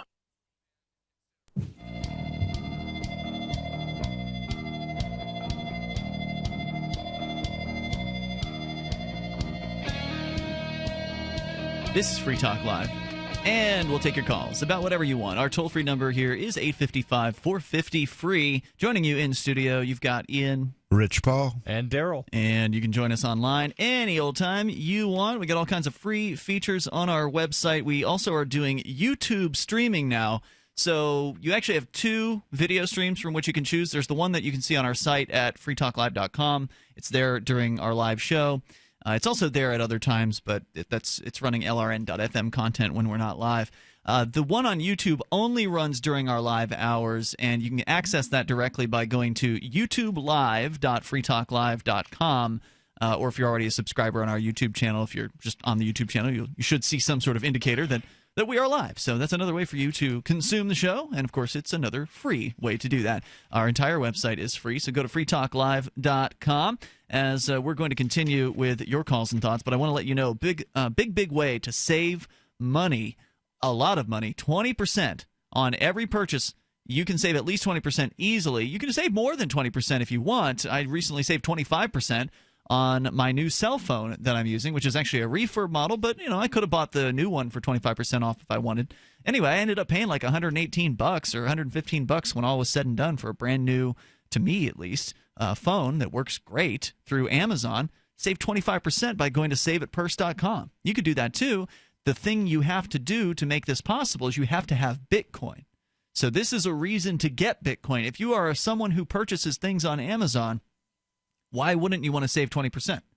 Why wouldn't you want to save 30%? If you're more patient, if you want to get something, if there's something that you need that you don't need urgently, you can try setting it as high as 40 or 50%. And basically, you're putting your Bitcoin into a marketplace, and then people are either buying it or not. So you're competing with other people who want to sell their Bitcoin. So the higher the price is, the longer it's going to take to actually get someone to snap it up. But I've saved as much as 45% on Amazon through saveatpurse.com, and you could too. Just go to saveatpurse.com. Saveatpurse.com. As we go to Uruguay, and we talk to Stephen, who is on the line via Skype. Hello, Stephen. Hello. Hey there. Last night, I was watching the Keenvention panel from 2014 about secession. Oh, cool. And yeah, it was great panel. And one of the major concerns people had was that the New Hampshire people want to know how the safety net is going to be replaced, because there's the big USA safety net. Like Social programs. Security or whatever. Yeah, all that stuff. And there's this meme going around about the universal basic income. And I saw Rich Paul posting about this, saying that it might be a great alternative. And I wanted to say that I think it's an absolutely horrible idea. And I wanted to point out to Rich that he's going to have to be stealing people's money in order to pay for this universal basic income thing, and what he thought about that. Well, wait a minute. Hold on. But let's lay the groundwork here. What is this universal basic income, and is this something you're advocating? A universal basic income is a scheme where, rather than having need-based welfare programs, basically the state just takes, for example, 10% of all income generated in the country, divides it evenly among the population of the country, and then distributes it. This is an idea. So you're talking about a welfare check for everyone in the United States? Basically, yes. The trade-off for doing it that way is, and I don't advocate it as an alternative to no welfare state at all. I advocate it as being better than what we have. I disagree. And the reason is because once you have that basic minimum income, basically all the justification for the minimum wage goes away, all of the justification for a lot of, well, the reason being the so-called justification for the minimum wage is, people are forced to take a job because they are cut off from the ways that people would ordinarily make money without a job, like starting their own business, and that basically they are therefore forced to take whatever the market offers. That's what leftists will say about the minimum wage. If you have a minimum guaranteed income, then you don't have to worry about whether all jobs pay a living wage or not, because you already have something to live on without a job. So basically, yeah, but you're talking about putting every American on a welfare check, which is going to have the same consequences as welfare has on those few people that are on welfare today, which is to get them hooked on it and to make them, feel like they need that, and it's something that they count on. And then you're going to, as a libertarian, propose to take that away from them? So first you're proposing to give it to them, and then later take it away from them? That's going to cause people to revolt. Well, it may well be also, that. if everyone had this basic income, it would simply drive up the price of all of the things that low-income people buy, and they wouldn't be able to afford them anyway.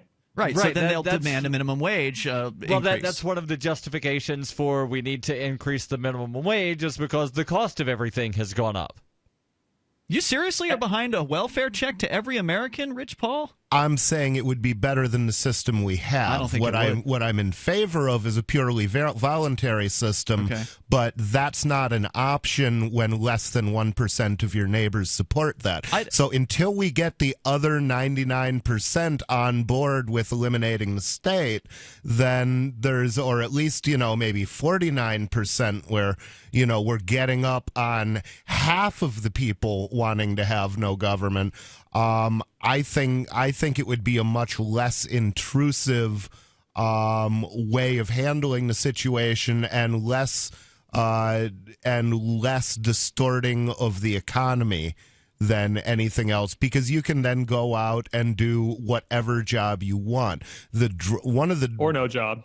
One of the bad issues with something like Milton Friedman's what's the incentive to get a job at all when you're getting a check every month from the government? I mean, this is the current problem with welfare. Do you want to live on a little bit of money or Some a lot people are of more money? than happy I could have survived on about 3 hours of work a week when I was a computer programmer if I could have found somebody who needed a computer programmer for 3 hours a week. But it wasn't because I was starving that I worked. It was because I wanted more. You guys were just both talking over one another. What was that, Stephen? If you have a very free economy that's extremely productive and doesn't have taxes or regulations, anyone could survive on 3 hours a week. The productivity of the people would be extremely high. There would be tons of capital. And I'm about to move to New Hampshire in a few months. I was pretty pleased that it has the lowest poverty rate and the highest median income. And I'm confident that's because of low regulations and taxes. Mm-hmm. And I think that it would go in the opposite direction if they were to implement some type of universal income.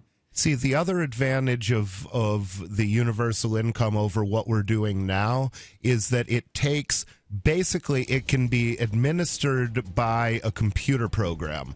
So basically, you need no social workers. You need no bureaucrats. You need no people who then become not only do the bureaucrats become dependent on the system, but they have the money to pay to keep the system going. Rich, they're not going to create the system in the way that you want it to be created. They're still going to have plenty of bureaucrats because somebody's going to have to answer the phone when a check gets lost and deal with customer service issues. It's Free Talk Live. More coming up. So you've got to take a state construction license exam or certification. Can't decide on what books or what chapters to study? Discover right now how you can eliminate unnecessary books and wasted study time. At contractorexam.com, our study materials zero in on state-required test topics in an effective multiple-choice format. So whether you're a plumber, electrician, general contractor, or other construction-related trade, contractorexam.com will help get you prepared. Visit us at www.contractorexam.com today. Removing bad taste and odor from your drinking water is easy. Removing the bad stuff you don't taste is what ProPure does best. Water the way nature meant it to be.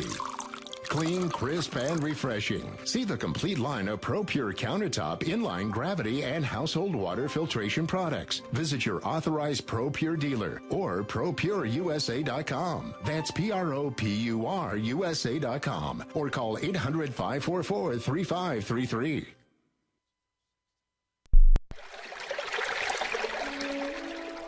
Fact. The new NSA data center in Utah requires 1.7 million gallons of water every single day to operate. Billions of Fourth Amendment violations need massive computers and the water to cool them. That water is being supplied by the state of Utah. Fact. There's absolutely nothing in the Constitution which requires your state to help the feds violate your rights. Our message to Utah: turn it off.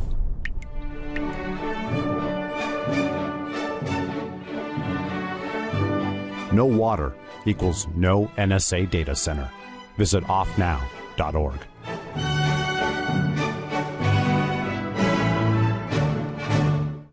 So you've signed the Shire Society Declaration and are planning your move to New Hampshire to be around more liberty-oriented people. Next, sign up for the Shire Society Forum at forum.shiresociety.com. There are a bunch of people there who are already in the Shire, and they want to meet you. If you're already in the Shire physically, you should also come by the forums. Remember, not everyone uses Facebook. New people are signing up for the Shire Society Forum every month, so drop in and say hello at forum.shiresociety.com. The 3 most important things you can do for Free Talk Live are: 1, share 1 episode a week on Facebook or in some other social networking site. 2, buy the things you buy online through shop.freetalklive.com. 3, give $5 a month to the AMP program. It's my firm belief that Free Talk Live's AMP program is the best use of your charitable dollar among liberty-oriented organizations. Support all the organizations you love, but make sure you give $5 a month to AMP at amp.freetalklive.com. Why did you move to the Shire? I moved here to the Shire because there's other people around who take liberty just as seriously as I do. I moved to the Shire because I saw videos of people challenging authority and thought that I could get support myself. It called to me, like, do this right now. I wanted to be around people like me who got it, and once I got here, I knew there was nowhere else that I wanted to be. I've always wanted to change the world, so I moved to the Shire to join people who were actually working towards doing the same thing. The people here are awesome, loving, and positive. It was for the adventure and for the feeling of something important is happening here, and I just wanted to come to sort of be part of that. Visit shiresociety.com to read and sign the Shire Society Declaration and learn the reasons why, if you love liberty, you should immigrate to the Shire. Plus, add yourself to the Shire map at shiresociety.com. That's shiresociety.com. This is the Liberty Radio Network, broadcasting the latest liberty-oriented audio content 24 hours a day at LRN.FM.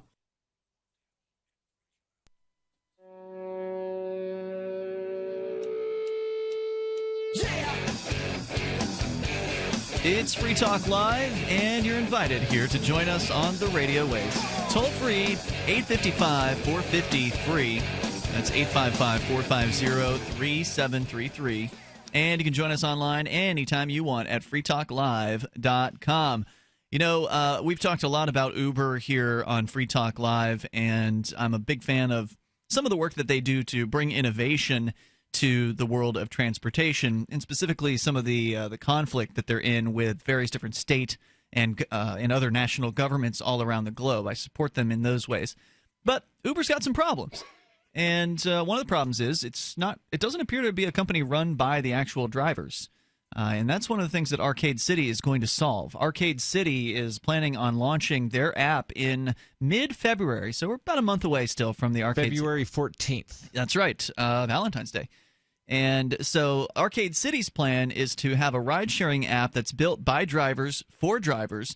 It will be more decentralized than Uber, meaning that you as the driver get to decide your rate. So right now, if you're with Uber or Lyft, Uber and Lyft decide what the rate is that you'll be taking people for. This decentralizes that, allows each driver to make their own decisions about what their time is worth and what their effort is worth. And then, of course, the passengers make their decision about whether or not they want to ride with you. So it'll be more decentralized, which means more control in your hands as the driver, and you get to keep all of what you earn with Arcade City. So if you want to sign up, you do have to be, right now, you have to be a highly rated Uber or Lyft driver. So you have to have some experience already as a ride-sharing driver to get in. They are going to change the requirements and make it so you can sort of self-certify by getting a background check and proof of insurance to Arcade City, but they haven't gotten to that point yet. So in the early days here, in the beta phase, if you will, you do already need to have either an Uber or Lyft account and have good ratings there in order to qualify for Arcade City. So if you already do that, if you already have driven for, you don't have to be a current Uber driver or Lyft driver. I think that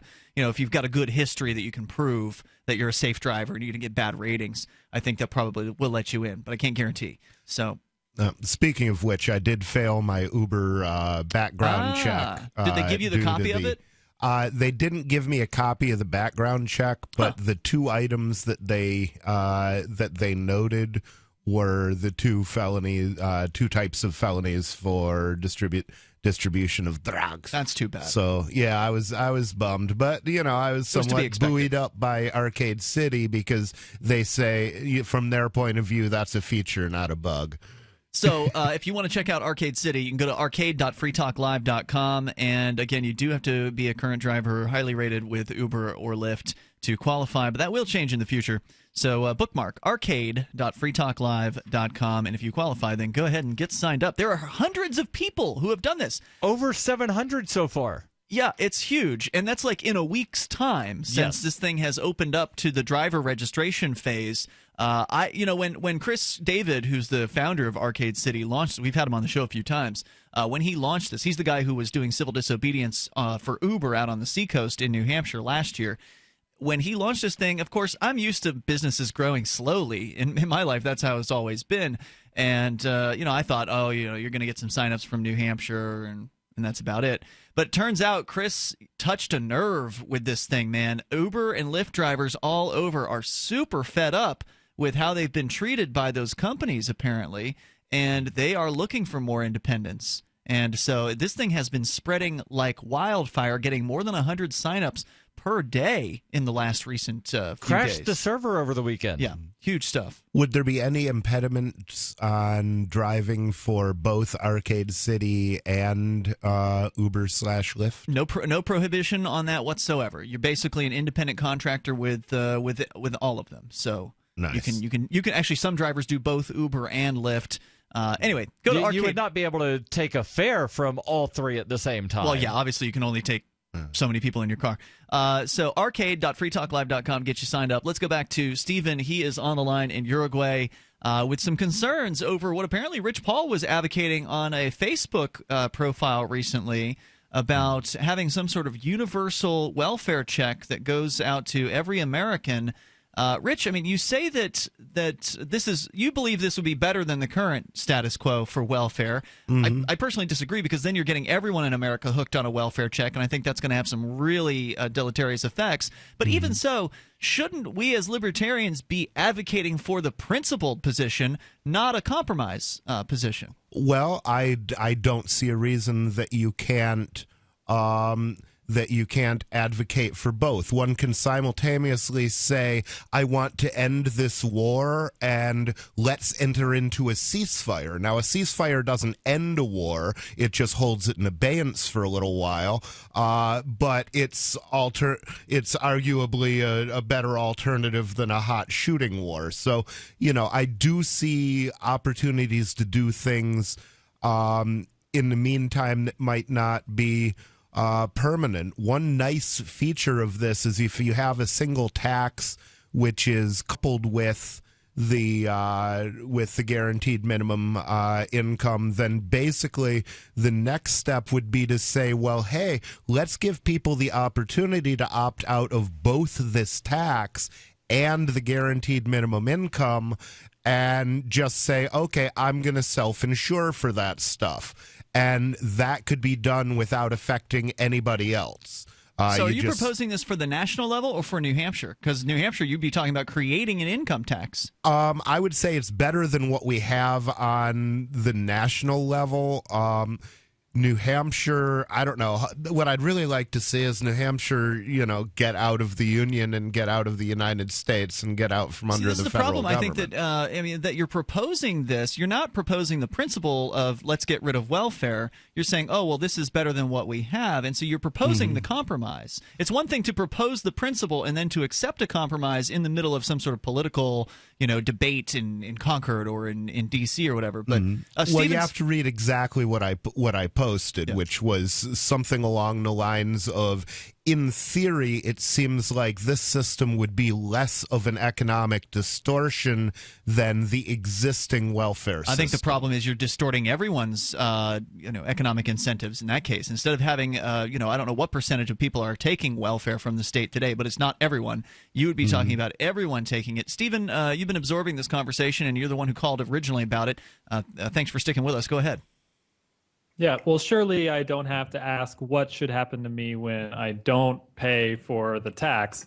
Nothing. It's important to oppose this in general because welfare on principle is bad for everyone in the society. Wealth is created when people help each other through a market process, through a consensual process. That's how wealth is created.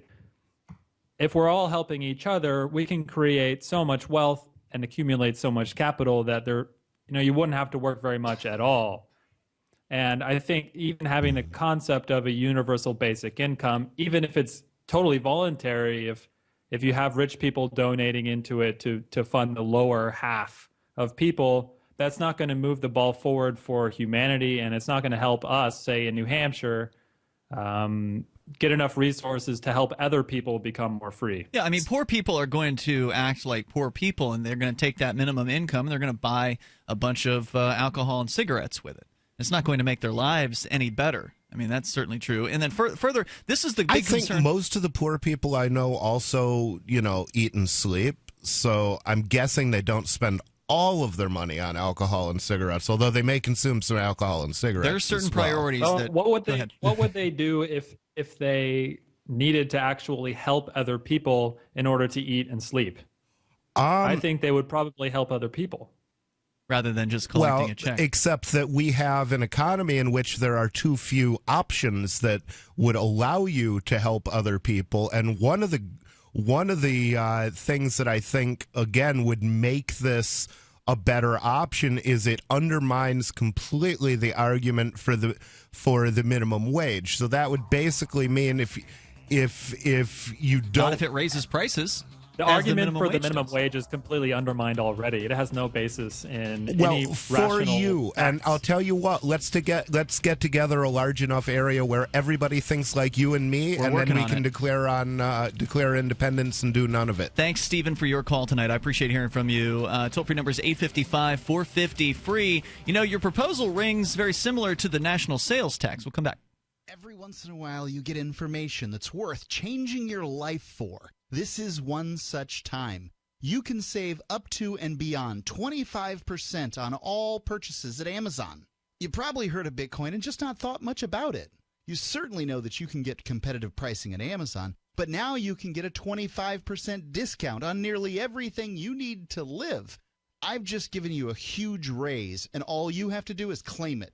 You go to saveitpurse.com and open an account. Do this right now. Don't wait. Then you fund the account with Bitcoin. You can buy them through expresscoin.com with a check or money order. There are other ways to get Bitcoin, but that's fast, safe, and easy. This information is worth you changing the way you do things. Go to saveitpurse.com right now, get signed up, and cash in on the huge raise I'm offering you. 15 to 25% off of everything at Amazon through saveitpurse.com. It's saveatpurse.com.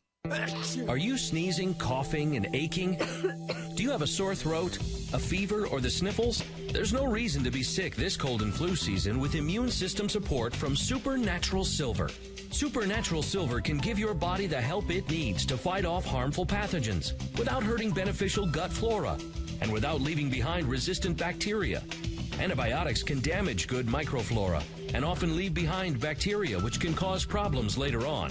If you're sick of being sick, try Supernatural Silver. Supernatural Silver, the #1 choice of thousands for a safe and effective way to protect against the many diseases and illnesses that we are facing today. Go to supernaturalsilver.com, read our customer reviews, and see the life-changing results that people are having. That's supernaturalsilver.com. Supernaturalsilver.com.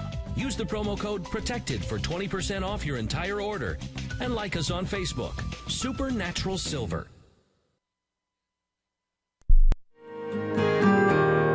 So the protection of life, liberty, and property is what the Free State Project is all about. But it's an effort to move 20,000 people who understand. It's about demonstrating to the entire country that, yeah, we can have a free market, a truly free market. Making it just a freer, great place to live.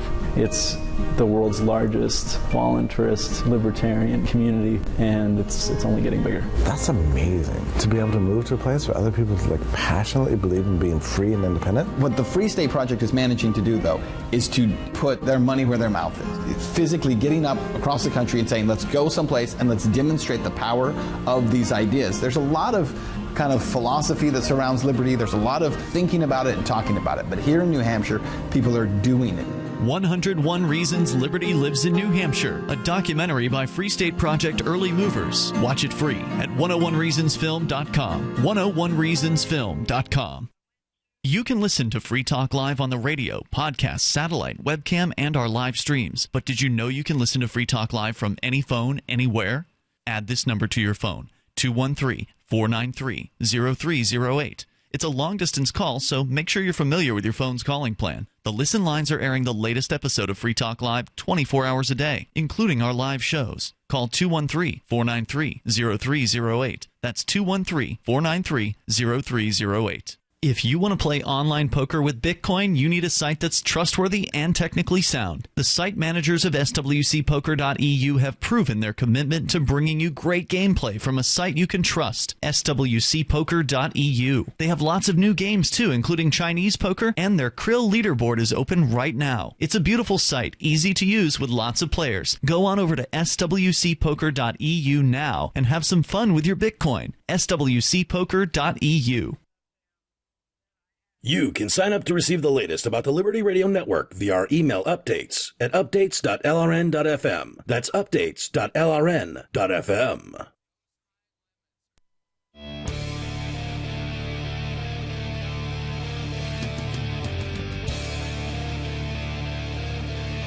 It's Free Talk Live. You can join us here. The toll-free number is 855-450-FREE. That's 855-450-3733. We've also got Skype. The Skype username is lrn.fm. Connect with us there if you want to sound as good as Steven did, all the way from Uruguay. He's halfway across the world and sounded pretty awesome. So you can do that too. I don't know if that's quite half. It's a ways. I mean, it's certainly a ways. We're all the way up here in New Hampshire, and Uruguay's pretty, it's pretty warm there right now. It's south, but, like half would be, Australia somewhere if you go north-south. I see what you're saying. Well, anyway, he's pretty far away. Yes. And sounds pretty darn good. So you can join us online over at freetalklive.com. If you want to help support Free Talk Live, then, again, you can do that in a variety of different ways. And one of those ways is by shopping with us at shop.freetalklive.com. So go and enter Amazon through those links there, and Free Talk Live will get a cut of the sale. And thankfully, there is not a national sales tax at this point, because you can still go here in New Hampshire. You can go on Amazon. You can buy things without having to pay sales tax. In some states, as I understand it, you do have to pay sales tax when you purchase things online. Yes. And if Amazon has some sort of headquarter in that state. And so years ago, I remember hearing about this fair tax thing. And in fact, we actually interviewed one of the proponents of the so-called fair tax here on Free Talk Live, and just basically told the guy a new one. Was it Neil Bortz? No, it wasn't Neil Bortz. It was one of the people behind the fair tax. I don't know who. I don't remember who it was. You can go to our guests page at freetalklive.com. And, the reason I ask is because Neil Bortz he literally wrote the book on the fair tax. Yeah, it was he and a self-identified Republican. There were actually two guys involved. And Bortz also claims to be a libertarian, but I don't know if he still makes that claim. Well, he did at the time that he wrote that book. Yes. And so he claimed to be a libertarian, but yet was advocating for a tax. And I'm sorry, as we learned, as we reiterated at the Libertarian Party convention over the weekend, when you were not really debating, Daryl, you were giving a presentation after two other presidential candidates gave theirs to the New Hampshire Libertarians. The guy before you was actually advocating for taxation, and I asked him a question when he was advocating both property tax and a consumption tax. Yeah, and I asked him, how can you be a libertarian and advocate for a tax? And I forget what his answer was, but it was less than stellar. His answer was something about the Constitution, something, and we have to have a government. Yeah, and then you got up, Daryl, and I asked you, as a libertarian, what taxes do you support? And you said... None of them. Exactly, because that's the libertarian position, is to not use aggression on people. And this fair tax, which you haven't been supporting here tonight yet, Rich, but ultimately the plan that you're talking about, this guaranteed minimum income, is part of the fair tax. That's one of the things that they do there, is they cut a welfare check to every single person or household in the United States as part of the fair tax. Yeah. Well, that's not technically within the context of the fair tax. It's not considered a welfare payment. But that's what it is. If the government's sending you a check every month, you're on welfare. Well, if the government's sending you a check every month on the assumption that you're going to send that check back, then an income tax refund is not welfare, even if it comes before the payment of the tax. Income tax refund doesn't come monthly. And further, the income tax refund is actually the money that you paid in theory, is the money that you paid in that you are then getting back. This would be money that the government is just giving out to people with the presumption that they're going to go ahead and pay into this national sales tax. Yeah. Now, one of the nice things about it is let's say that you do all of your business with agorists. Mm-hmm. Well, you don't pay that tax because agorists aren't charging it. So I think for agorists within that society, I think the tax would be very evadable, which I think is a good thing. Which means you're definitely on a welfare check then at that point, right? Well, by your definition. It sounds like you've been hanging out with Rand Paul too long, Rich Paul. Actually, you're starting to compromise your principles this is an here. idea that came from that I first encountered in the writings of Robert Heinlein maybe 15 years ago.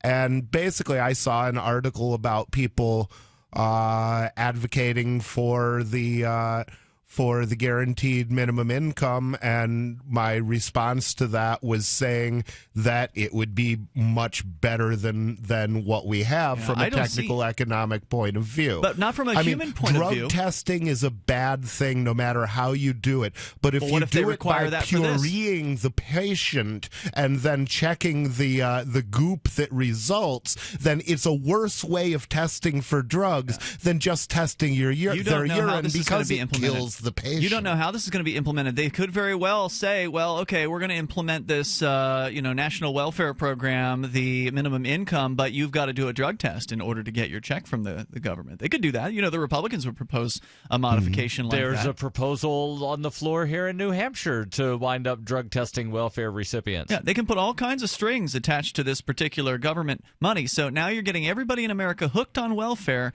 and they're going to jump through whatever these arbitrary hoops are in order to get the check. Let's go to Tom in Baltimore. Tom, you're on Free Talk Live. I think this would be even more damaging than the status quo. But Tom, go ahead with your thoughts. But what if it weren't welfare, Dan? I'm sorry, I got to turn you up a little bit. Go ahead. Yeah, what if it weren't welfare? And let me just quickly say, you guys were spoken about this weekend on conservative media. I don't know if anyone told you. No. I think you were characterized wrongly. They were saying that folks like those in Keene, New Hampshire, who love Bernie Sanders, there just weren't enough Keene, New Hampshires around to get him elected to the office of president. Therefore, no one needed to worry about Bernie Sanders because towns like Keene, New Hampshire, these college towns with these guys with different ideas, there's just not enough of them. I had to laugh. I didn't know if you heard any of that. Well, I don't know. There are a lot of Bernie Sanders fans in Keene, New Hampshire. I don't think any of them are associated with Free Keene, but they do exist in the city. Yeah, I don't think they were talking about us specifically. It sounds like a general statement about Keene. And yeah, you do tend to see Bernie. There's a bunch of college kids here. But not only college kids, it's more of kind of a lefty-leaning city for New Hampshire. And it's 20 miles from Vermont. And Massachusetts, not far from there either. So you do tend to have more of a lefty-leaning populace here in Keene, for better or for worse. And that is why there's so much Bernie Sanders support here. Anyway, go ahead. Okay, let me jump in with what I was going to have you ponder. Yeah. Now, if it weren't welfare, in the world of financial crime, it's well known, and you hear about a lot of the cases you don't hear about. The Bernie Madoff, the Tyco corporations, considered, a lot of money stolen from a lot of people.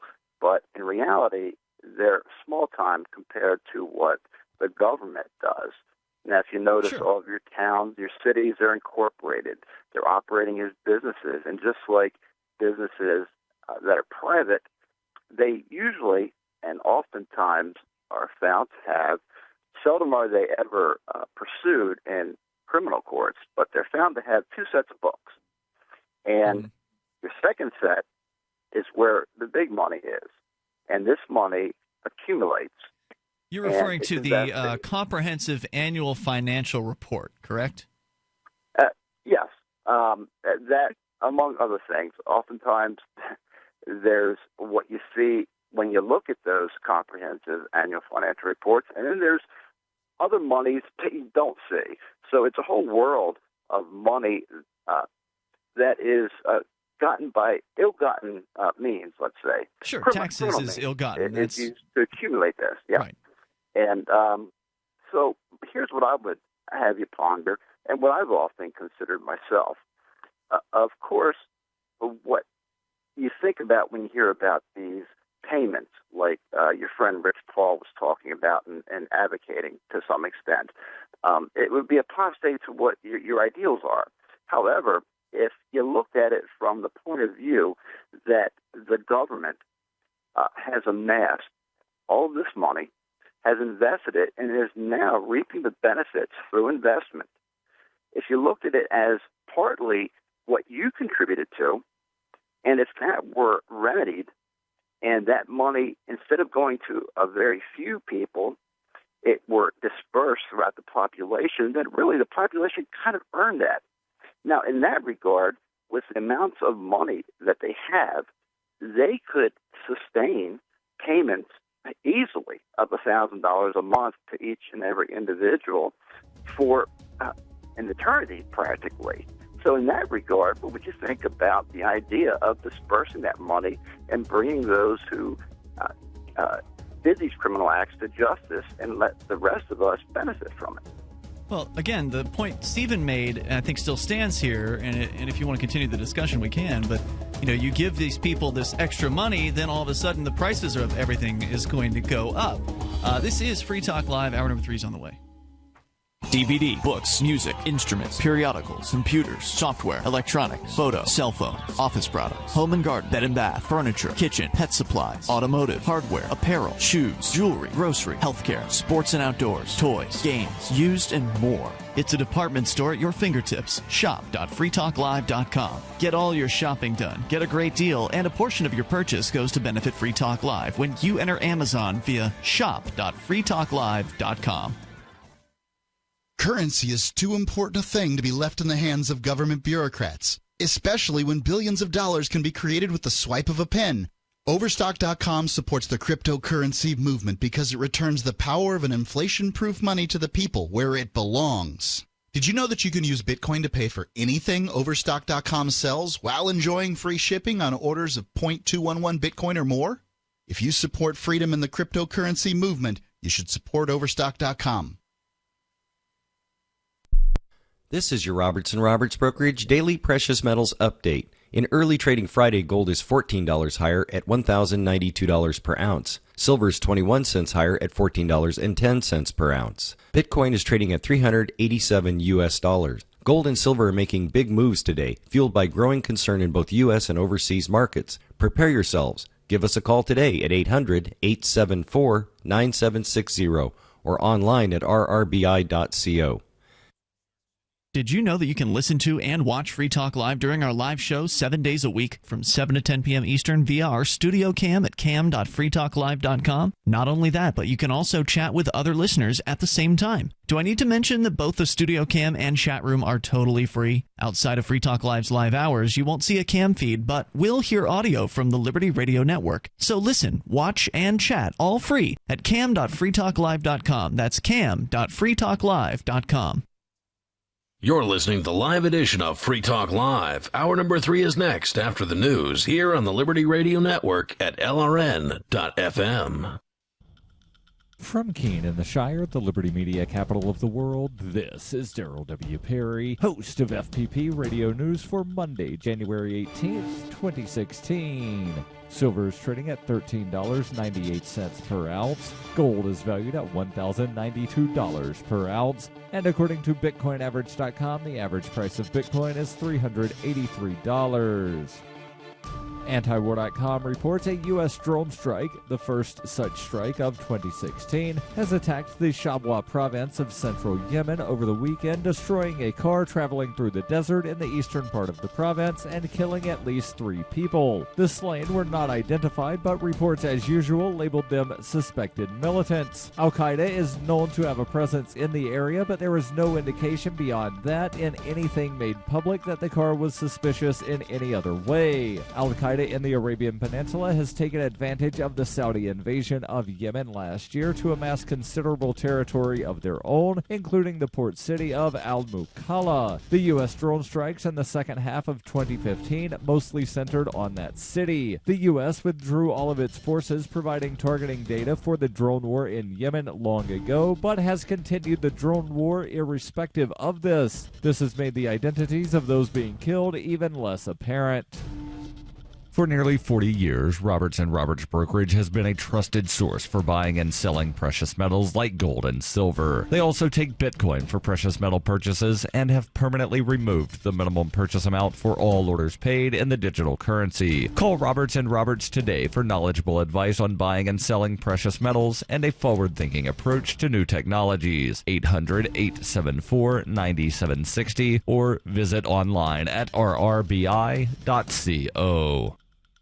UPI reports Democratic presidential candidate Hillary Clinton on Saturday called for new sanctions to be placed on Iran due to its ballistic missile testing program. Clinton made the comment in a statement following news that most sanctions on Iran would be lifted and that 4 American prisoners held in Iran were being freed. The former Secretary of State said if she becomes the U.S. president, her method of dealing with Iran would be to distrust and verify. Clinton said in the statement, Iran is still violating UN Security Council resolutions with its ballistic missile program, which should be met with new sanctions designations and firm resolve. Clinton praised the administration of Barack Obama for securing the release of 4 American prisoners, including Washington Post journalist Jason Rezaian. All 4 of the men held dual U.S.-Iranian citizenship.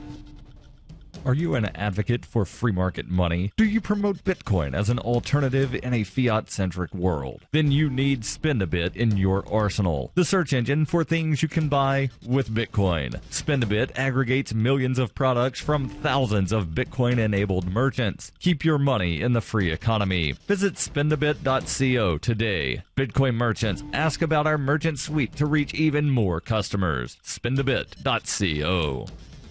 Reuters reports U.S. civil rights hero Martin Luther King Jr. and Civil War Confederate Commander General Robert E. Lee will share a common holiday on Monday in 3 southern states, but perhaps for the final time in one of them, Arkansas. The state's governor is pushing to separate the joint celebration after critics said it is an insult for the man who fought to end racial segregation to share a holiday with the man who many believe fought to preserve slavery. Governor Asa Hutchinson told a news conference this month about the remembrances. They need to be distinguished and separate. Arkansas, Mississippi, and Alabama for years have observed a joint holiday for Martin Luther King and Robert E. Lee, whose birthdays are just 4 days apart. Arkansas in the 1940s set up a day in mid-January to honor Robert E. Lee and created a holiday for King in 1983. 2 years after that, it combined the two for a joint day marked on the 3rd Monday in January. In January last year, Arkansas lawmakers defeated a bill that would have reserved the January date for King and established a Memorial Day, although not a holiday, for Lee in November. For many in Arkansas, Lee remains a revered figure who fought with dignity for the South. Arkansas State Representative Fred Love, who led the unsuccessful campaign in 2015 to separate the joint holiday, said passing the measure would be a winner in terms of race relations. Representative Jeff Wardlaw, who voted against Love's bill, said his conservative constituents are concerned Lee would be officially disregarded. Hutchinson wants lawmakers to pass legislation that gives King a day of his own when they meet for a regular session in the Republican-dominated state House. This has been FPP Radio News, online at fppradio.com. If you live in Williamsburg, chances are good you've seen them. Giant piles of beard hair rotting in the streets. Don't worry, it just means hipster molting season is here again. Experts say the husks of dead beards don't pose a threat to public safety and are just part of the natural life cycle of these strange organisms. Once a year, all at the same time, every 20-something urban male sheds his ironic beard to make room for larger, more fanciful facial hair. They need the beards. They're a tough exoskeleton that protects these young people from the non-whimsical realities of life. The U.S. Fish and Wildlife Service says it's the largest molting season on record. In Brooklyn, sanitation crews are working overtime to clean up the loose whiskers the exuviating males have left behind.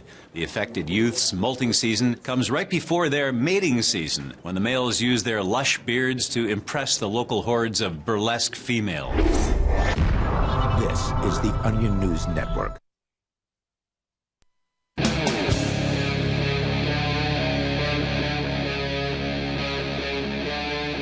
Free Talk Live. This is Free Talk Live, and you can join us here. The toll-free number is 855-450-FREE. A total smoking ban coming to one country in the Middle East. We'll explain what's going on to you there. Also, you can join us and bring up whatever you want to discuss. Plus, if we get a chance, is Facebook making us dumber? With you in the studio tonight, you've got me, Ian. Rich Paul. And I think I'm Daryl. I don't know. I was looking at You're on Facebook. Let's go to Tom. He's in Baltimore. Tom, you'd called in tonight to, it sounded like, defend the idea of a national minimum income, which essentially would be a welfare check for all Americans. Go ahead with where you were going on that, Tom. Do we have Tom in Baltimore? Yeah. Go ahead. Yes. Can you hear me? Yes. Yeah. And yep. At first blush, it really rubbed me the wrong way, as I think it did you and a lot of people. However, I was just looking at it in a different way, in which I described earlier, and in that light, it looks a lot different because it is a lot different. And I just wanted to kick that Different around from with you what? guys. Welfare? Sure. If you were reclaiming funds that were essentially stolen from the populace and redistributing those funds that had accumulated and are now bearing interest that could support that monthly check, really it's something that the people, in a sense, earned. So instead of redistributing this monthly to keep growing interest, why not just redistribute all of the assets one time to the people that had funds stolen from them? Why make it a monthly thing? Because 99% of your neighbors won't permit the latter course of action. They'll kill you if you try. They'll kill you. I think If you both try to just dissolve government and prevent another government from being established, they will shoot you in the face. They will kill you before they let you prevent them from having a government, because they have a government and they're willing to kill to preserve it. So the question is there a way that things can be improved without our being killed for trying to eliminate the entire government? And the answer is no, because you're asking the federal government to improve itself, and it's never going to happen. Your viewpoint, your vision for whatever the program is going to be is never going to be built in the way that you envision that it will be built. And even if it were by some miracle built in the way that you envision it to be built, it will not be run by you. It will be run by bureaucrats who will make arbitrary decisions, and they'll rule it the way they want to. Well, that is... Well, in any case, each and every one of us will have some governance in our life, whether it's an outside government that's oppressive, or whether we get down to a truly free state, like you would like, Ian, and many people would. We're still going to be left with self-governance. So we're always going to be dealing with some set of ideals or standards that we're governed by. Right, and that's totally different than what we have now with coercive taxation and people being forced to comply with stuff because you happen to live in a geographic area.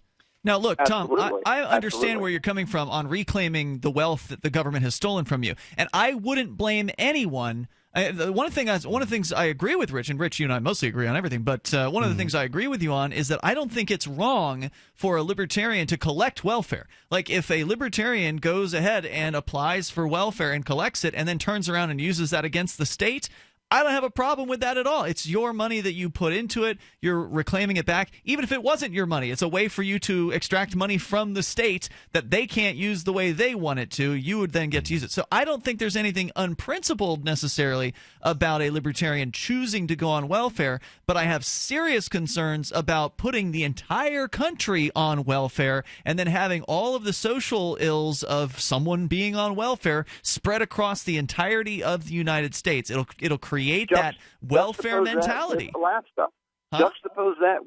Juxtapose what you're saying with what Alaska does, where they pay out everybody. They're giving back to the people the commonwealth, and those are ideas to think about.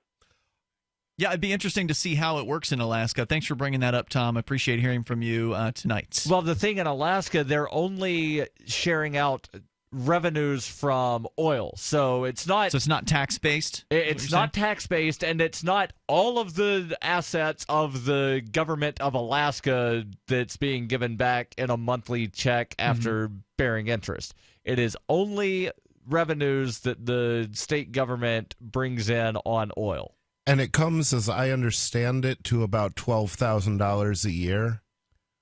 I thought it was a lot less than that. I thought it was like 2,000. Yeah, is it? I've heard. Okay, I may be wrong on that. That might be worth a look, though. Maybe there's a current number that because it's the same, right? Isn't it the same amount for each Alaskan person? So it doesn't differ by income or status or whatever.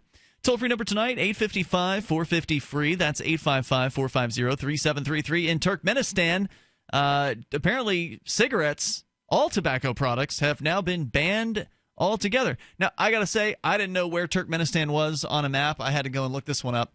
Turkmenistan is one of the former Russian states. So just a quick Google search. In 2014, the Alaskan oil revenue dividend was $1,800. So close to $2,000 then. So just under $2,000.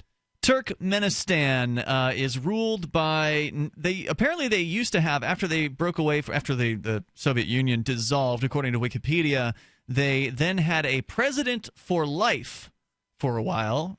His name was until he died. Yeah, right. And then he died in 2006. And then the new guy was elected in 2007. I don't know if he's been elected for life as well, but he doesn't have that title, so presumably not. But it's, he's been there since 2007, so he's pretty firmly ensconced in that office for whatever the term is. And I love this guy's name. Gurbanguly Berdimuhamedov. Yeah, I don't think I don't think you pronounced that properly. I'm sure I didn't. I don't think that can be pronounced properly. And two, that did not translate very well over radio. Which part didn't translate well? You trying to pronounce the name. Well, I wasn't trying to. Well, I don't know what. I mean, obviously, I was going to butcher it. So right, and when you know you're going to butcher a name, that does not go over well on radio. So you're saying that wasn't kosher butchery of the name? It was. It was like heathen. If I run across a name that I know I'm not going to be able to pronounce, I say, and here's some guy's name that I know I'm not going to be able to pronounce. It's fun to try to pronounce people's names that are hard to pronounce. The president of Turkmenistan, according to the independent.co.uk, or rather independent.co.uk, has banned the sale of all tobacco products if reports within the tightly controlled nation are to be believed. A new decree allegedly bans the sale of all tobacco products, with shops facing a fine of up to £1,200 if they are caught selling cigarettes. Chrono TM, an independent website reporting on Turkmen affairs from outside of the repressive nation's borders, reports that a black market, guess what, is springing up. Yeah, has already sprung up on the streets of the capital, Ashgabat. Contraband packets of cigarettes are already fetching over £8. I wonder how long it's going to be until the first person gets choked out in the streets by police for selling cigarettes. The Turkmen media is totally controlled by the government. Reporters Without Borders lists Turkmenistan as the country with the third worst press freedom in the world, with only North Korea and Eritrea ranked as more repressive in press freedoms. under President for Life Saparmurat Niyazov, who died in 2006, all TV transmissions began with an oath. That is, the broadcaster's tongue would shrivel if he spoke ill of the country, its flag, or the president. We should start exporting conservatives there. They'd love it. Yeah, you know what? I'm adding Turkmenistan to my list of fascinating countries to look at here. This sounds like an absolute nightmare. But we'll tell you more about the alleged ban on cigarettes, the alleged ban on all tobacco products in Turkmenistan, which I wonder if that includes e-cigarettes. 855-450-FREE. I suspect it does, because here in the U.S. they call e-cigarettes tobacco products, even though there's no tobacco whatsoever. But it's nicotine, so close enough. E-cigarette. And we'll continue. 855-450-FREE. You can share your thoughts on banning tobacco wherever it happens. It's Free Talk Live. Not a smoker. Please cover your ears, because the following incredible free money-saving offer is not for you. The makers of O2 Pure's revolutionary e-cigarette are now giving away free starter kits to all smokers who call in the next 10 minutes. Valued at $99, these starter kits are available for free, but only while supplies last. To guarantee your free kit, simply call in the next 10 minutes. 1-800-691-5458. The advanced O2 Pure design creates a pleasant vapor. There's no foul-smelling smoke and no nasty tar, so you can enjoy the nicotine you love whenever and wherever you are. Even better, you could also save yourself a ton of money, hundreds of dollars a month with O2 Pure. Again, free starter kits are now available to any smoker who calls in the next 10 minutes. This is a radio-only offer, not available in stores, so call now for your free kit. 1-800-691-5458. 1-800-691-5458. 1-800-691-5458. Hi, this is Dr. Joel Wallach, the Mineral Doctor. You've heard me talk about 90 for Life for years. 60 minerals, 16 vitamins, 12 amino acids, 2 fatty acids. You may not know this, that I've actually designed Arthrodex for animals. That's right. Your pets need 90 for Life, too. Get this essential pet product by calling 877-279-9422. That's 877-279-9422. Again, 877-279-9422.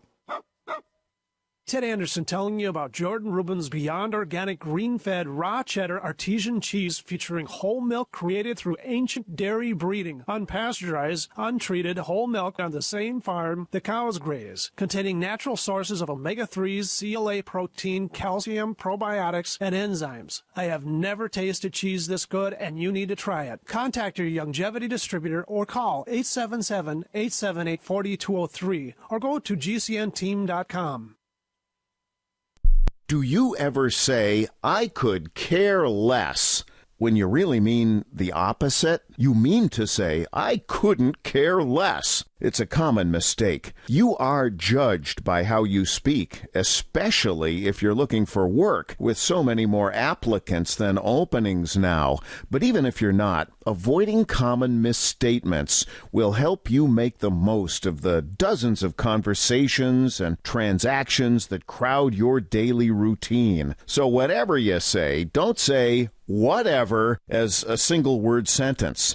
It's the most annoying expression in the American English language, according to a recent poll. And avoid cliches like the plague. Just kidding. But seriously, at the end of the day, you'll want to avoid this scenario, sounding like everyone else. For more tips, hit survivalspeech.com.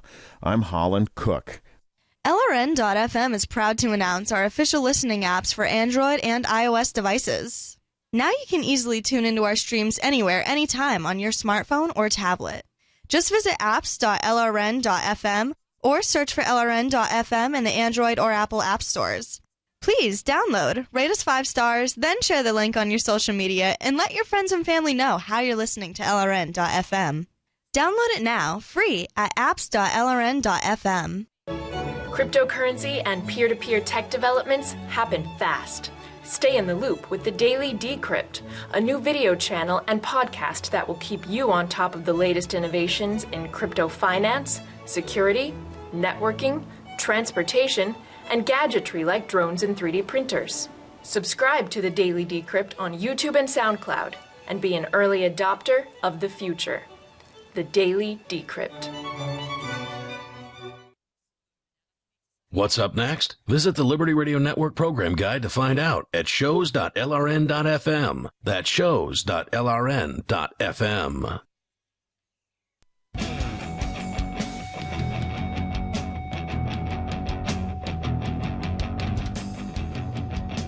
This is Free Talk Live, and you can join us here toll free at 855-450-FREE. Maybe you want to see a tobacco ban.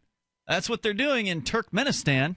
It's a country over in the Middle East that was formerly technically not the Middle East. Well, it was reported as being part of the Middle East and elsewhere. I guess it's part of Central Asia, probably more so than the Middle East. But it does border with Afghanistan. And Afghanistan's never until George Bush was elected president. Afghanistan wasn't the Middle was East? never considered Middle East. Also Asia? It's Asia, yes. Okay.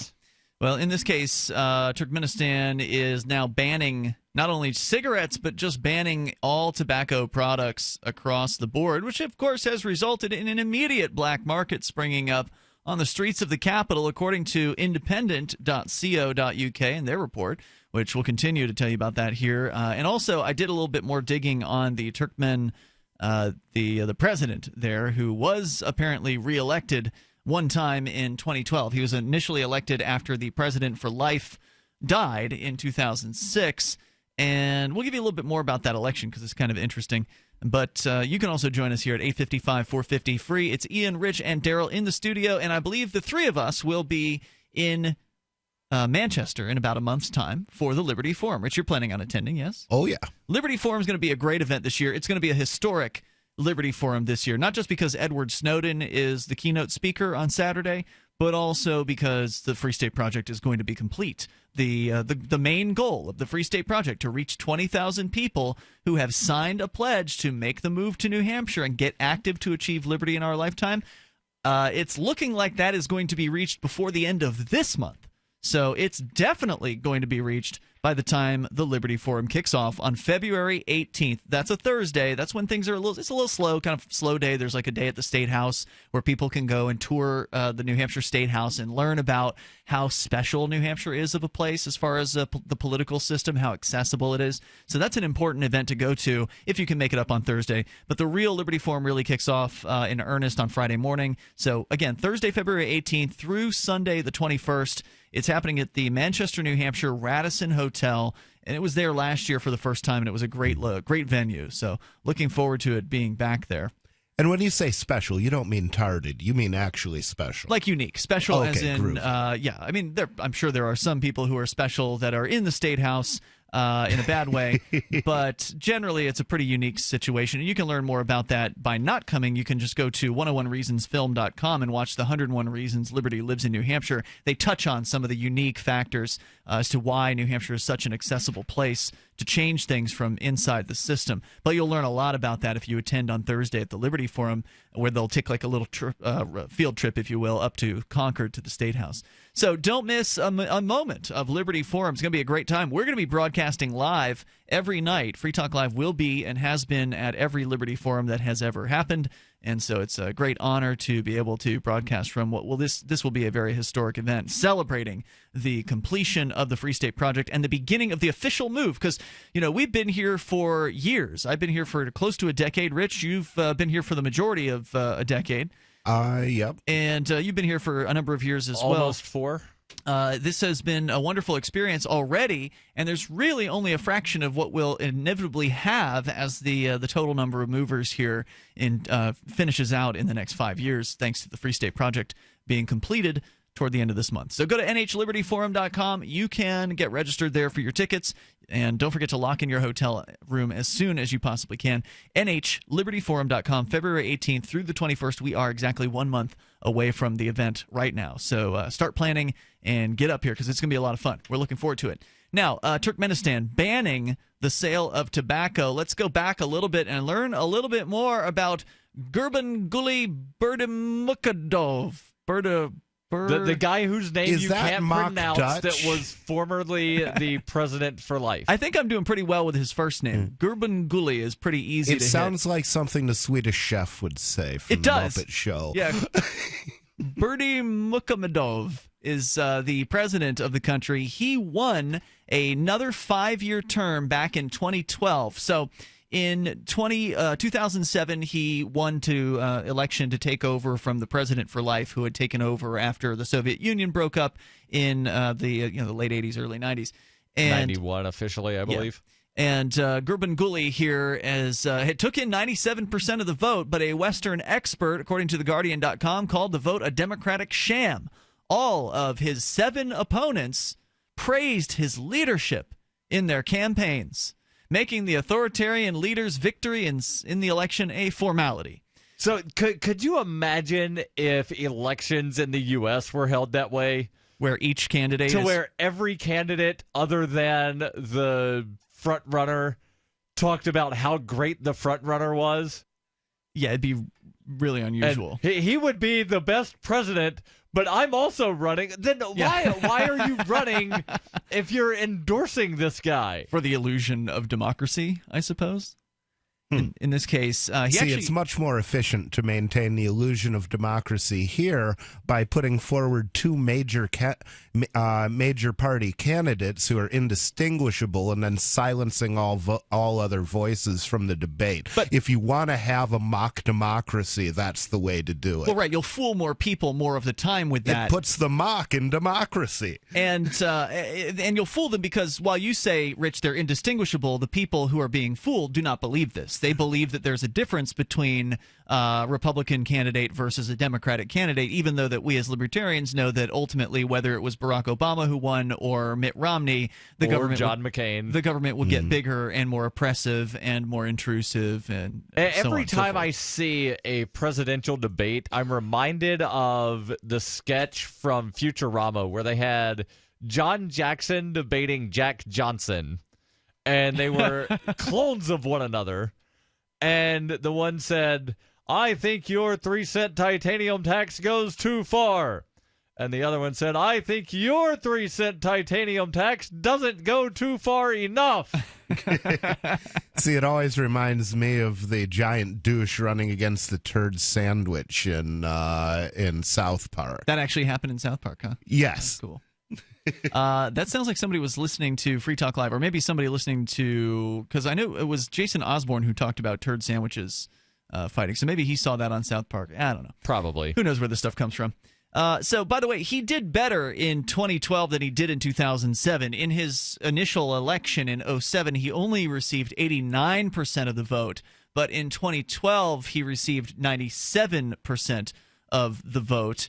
The head of the Central Election Commission said the vote was democratic and had contributed to national unity. Annette Bohr, an expert on Turkmenistan at the London-based Chatham House Institute, says the election presented only the facade of a democratic process. She said, quote, "It's the typical faux democracy that you see in so many countries," unquote. The former Soviet republic that borders the Caspian Sea is the subject of avid interest from the West, Russia and China, because of its natural gas reserves, which are estimated to be the 4th largest in the world. President Gurbanguly, I'm just going to use his first name, was 54 at the time of this writing, came to power after the death of his predecessor, and promised to open up the tightly controlled political system. Our toll-free number here tonight, 855-450-FREE. There was apparently a delegation from a vote observation group there, but we'll tell you which group it was and why that apparently doesn't matter worth a hill of beans here in moments. And also, we'll get back into the tobacco ban in Turkmenistan. You can share your thoughts. Maybe you think tobacco should be banned. It's Free Talk Live. It's about time something new came along for better selling and buying online, and I found it. It's buysellmakeoffer.com, a brand new company that's the newest and best way to sell products online. You can even use Skype or video to sell your car, home, any product. You get 30 days free, packages starting from only $7.95, and buysellmakeoffer.com never charges item fees ever. Just go sign up, then load your stuff to sell. I love this site, buysellmakeoffer.com. Got it? Buy, sell, makeoffer.com. Better selling, better buying. So you've got to take a state construction license exam or certification. Can't decide on what books or what chapters to study? Discover right now how you can eliminate unnecessary books and wasted study time. At contractorexam.com, our study materials zero in on state-required test topics in an effective, multiple-choice format. So whether you're a plumber, electrician, general contractor, or other construction-related trade, contractorexam.com will help get you prepared. Visit us at www.contractorexam.com today. Free Talk Live. You know, and this is a realistic view. I mean, look, your kids are going to do drugs. Would you rather them do drugs with pimply-faced kids driving around town? Or would you rather them smoke pot in your house where you know what they're doing? I'm not saying I love the idea of my little boy who's 3 growing up and smoking pot. I don't. I would prefer he didn't. But I know that the human animal, as it is, likes to have its mind altered. And he's my son.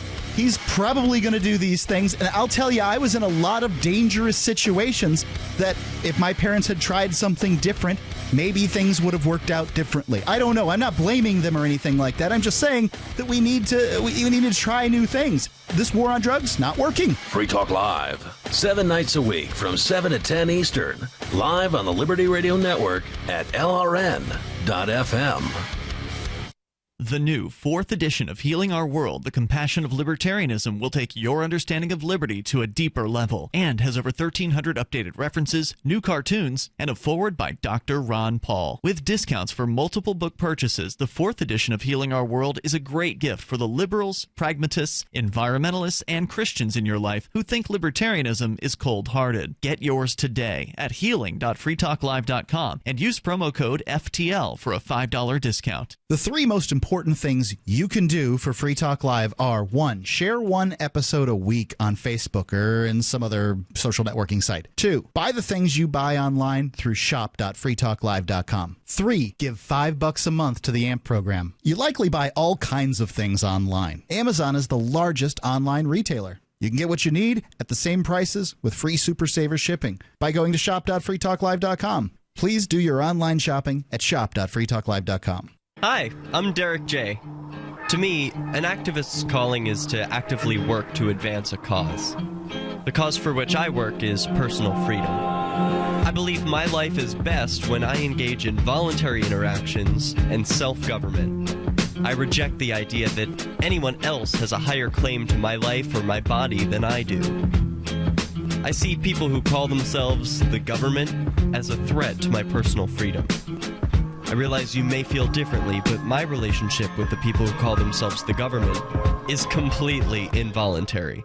If Starbucks used some of its money to drop bombs, I wouldn't shop there.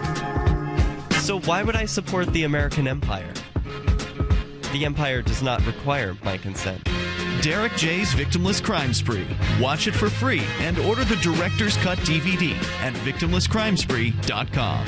That's victimlesscrimespree.com.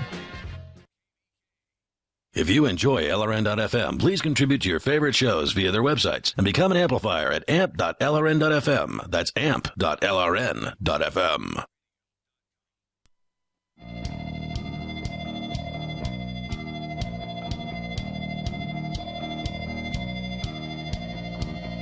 Free Talk Live. We're talking Turkmenistan, where apparently tobacco has now been completely banned by the wave of a pen of the president of the country, who won his re-election in 2012 to another 5-year term with 97% of the vote against 7 other competitors for the seat, who apparently weren't really competing too hard, given that they were actually praising the president's leadership during their campaigns.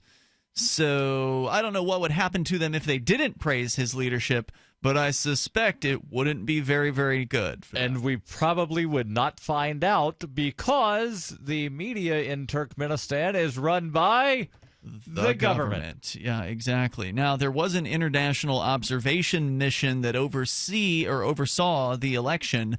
A delegation from the post-Soviet Commonwealth of Independent States, which frequently offers positive assessments of votes that are criticized by more established monitoring bodies. So the only so-called independent body to come and monitor this vote where he won 97% was essentially some former, basically, Soviet states who apparently are not so critical of naughty things going on. So this is basically the equivalent of the police investigating themselves. Yeah. But we're not going to have the Keene police investigate the Keene police. We'll bring in the police from Winchester to investigate us. You can imagine what this... At least it's not Ware.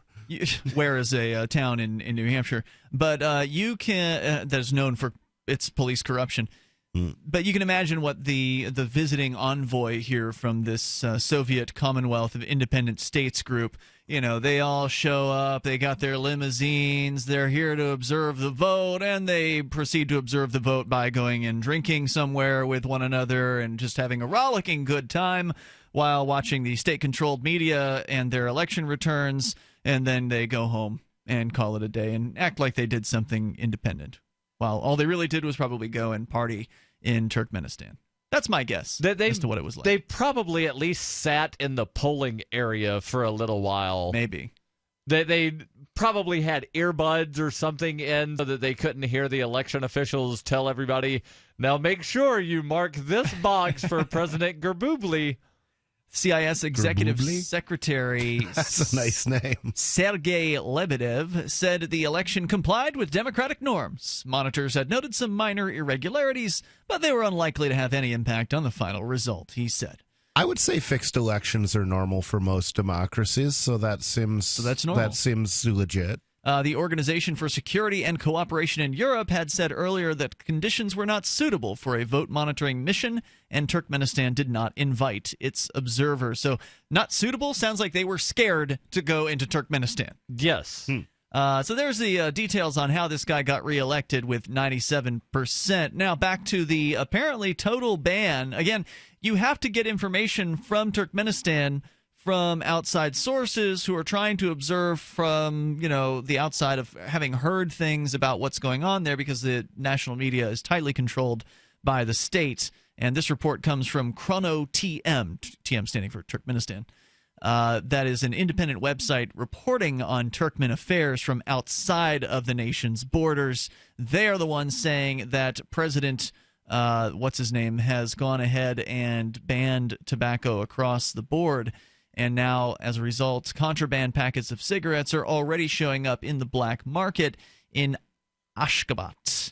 Nonetheless, the word has made it out of the country about the latest policy imposed by President Gurbanguly. As part of a quasi-personality cult around the president, he's often seen enjoying healthsome outdoor activities, such as cycling and fishing. And, as such, it seems that he does not think much of cigarettes. Ataturk Odmanov, the head of the State Service for Protecting the Security of a Healthy Society, that's the name of the office, was stripped of the rank of colonel this month for his failure to encourage the smokers of Turkmenistan to quit. So they basically they basically demoted the Surgeon General, is what that sounds like there. Jeremy Hunt's Turkmen counterpart was warned that he would be dismissed from his post outright if he did not do more to combat the scourge of tobacco. The president is a little more moderate than his predecessor. He has removed bans on the circus and the opera. So apparently you can now go to the opera and the circus in Turkmenistan, thanks to this president. I wonder what the Turkmen opera is like. Do they still sing in Italian and Latin? Well, apparently previously the opera and the circus was deemed to be, quote, insufficiently Turkmen, unquote. Okay. So I don't know if the new opera that is allowed to operate has to be in Turkmenese or whatever the language is. Turkmen is the language. Or if it has to be in Italian. We're not clear on that. And then the circus, what's the Turkmen circus like? I don't know. And I don't know if I want to find out. I don't know if they'll let pictures get out of the country. I don't know how repressive this regime is. It seems pretty bad. He did go in and also rename the names of months. That's right, months of the calendar year. Right. Apparently the previous president, the one that was president for life, he had renamed certain months after himself and his mother. And so those had been reset to their previous names. Well, it's not without some sort of historical precedent to rename months. Augustus Caesar renamed a month after himself. Julius Caesar area? No, August. Oh, okay. Is named after Augustus Caesar. Huh. Okay. July is named after Julius Caesar. That's why December, which the DEC part of December means 10th. That's why December is the 12th month, because they threw two additional months in the middle of the calendar. Going on here, he also apparently did permit cyber cafes in the capital city to offer unrestricted internet access. I wonder what that unrestricted internet access is like. However, in general, he remains a rigidly authoritarian ruler, following the predecessor's example of banning all political opposition, persecuting religious and ethnic minorities, and retaining absolute control of broadcast media. As the tobacco ban was announced, state-controlled television showed footage of thousands of packets of cigarettes being incinerated. It remains to be seen what the impact of the policy will have on the health of the people of Turkmenistan, whose life expectancy is just 65 years. Let's go to the phones and to your thoughts. James is in Arizona via Skype. Hello, James.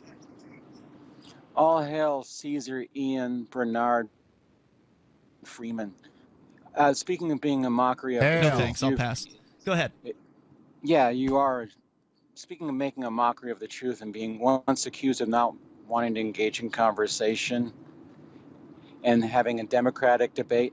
One Ian Seaman last Saturday, this recent Saturday that it is, I tried to answer every single one of your questions and was immediately interrupted and talked over and then hung up on. Anyway, I know that there'll be a special place in hell for phony ministers when you finally stop breathing, Ian Bernard. Is that the dope smoke that's in your this throat guy's that's really coming out psycho. right now? Rich. Okay, try go not to ahead, laugh at James. your Go own ahead, lame James. jokes. I don't mean to laugh at you. We'll do that after the show. I don't care if you laugh at me. You're a joke and a pothead dirtbag that's a drain to the keen society. That would every single one of the people. It's true. This is it the not? leech, Is that what you're right? laughing for? This is the psychopath who's been threatening Mark. Really? Really? yeah. How is I heard your former minister co-host is having a midlife crisis, according to you. He's also who got isn't these How days? is it? he's also got a drinking problem. He's had a couple of busts for DUI as well. Really? Yeah. I love how you make false James has. allegations about me having multiple DUIs. Even though I've that's seen not at least true, two but you police don't care reports. about the truth. I've seen at least two police reports. Are you saying You those are can't false? handle the truth. Are you saying Look at those my were false, face. James? Please call me a liar to my face. How many DUIs? Excuse me? How many DUIs do you have? I have one. Just one. But it says a lot about what you think is the truth and not caring about the truth, not to mention your trolls and sycophants going on the internets looking for James in Arizona. It says a lot. James, I didn't ask anyone to do any research on you. They did it on their own. Thanks for the call tonight. Because you're so obnoxious. 855-450-FREE. That's 855-450-3733. And you can join us here in the remaining moments of Free Talk Live.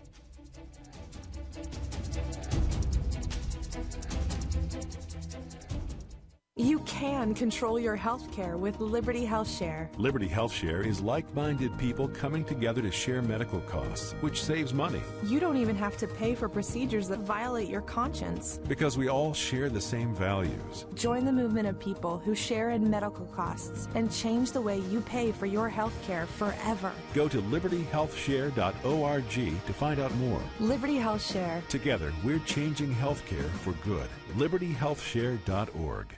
As a pioneer of the e-commerce movement, Overstock.com is proud to be the first major retailer to accept Bitcoin. Overstock was the first because Patrick Byrne, Overstock's CEO and founder, firmly believes in personal freedom and cryptocurrency. Over the past 16 years, Overstock has furnished over 18 million homes with a diverse line of products to suit everyone's unique styles and preferences. Support Overstock and freedom of choice while enjoying free shipping on orders of 0.211 Bitcoin or more. Are you worried about your mom or dad living alone in their house? Hi, I'm Joan London. Listen, I know how difficult it is to find senior care for someone you love. That's why I recommend a free service called A Place for Mom. They are the nation's largest senior living referral service. Call A Place for Mom today. To receive free information on senior living communities in your area, call A Place for Mom at 1-800-704-6182. A Place for Mom offers free one-on-one advice from local advisors and a personalized list of senior living communities you can visit. If you have questions about senior care for your mom or dad, there's a place for answers, A Place for Mom. Call A Place for Mom in the next 10 minutes to get your free ebook on financing senior care as well as free information on senior living communities in your area. Call 1-800-704-6182. That's 1-800-704-6182. Are you getting squeezed by the economic downturn? Hey, you were doing fine. Then, all of a sudden, you're having a tough time paying your family's credit card bills. Maybe you were downsized or even lost a job, but you still owe 10 grand or more in credit card bills. And you just can't afford the minimum payments anymore. We're here to help. We are the Genesis Debt Partners. We know the secrets to negotiate better terms with your creditors. Make a free 10-minute call right now and learn how we can help you get out of debt. 800-981-7590. If you owe 10 grand or more in credit card debt and you want to learn how you can pay less and get out of debt faster, call right now. 800-981-7590. 800-981-7590. Get out of debt now. 800-981-7590.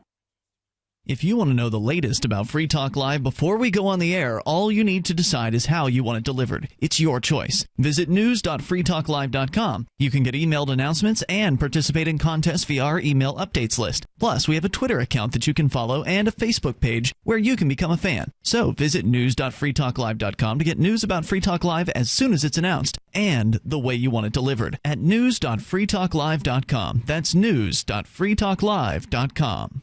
As a pioneer of the e-commerce movement, Overstock.com is proud to be the first major retailer to accept Bitcoin. Overstock was the first because Patrick Byrne, Overstock's CEO and founder, firmly believes in personal freedom and cryptocurrency. Over the past 16 years, Overstock has furnished over 18 million homes with a diverse line of products to suit everyone's unique styles and preferences. Support Overstock and freedom of choice while enjoying free shipping on orders of 0.211 Bitcoin or more.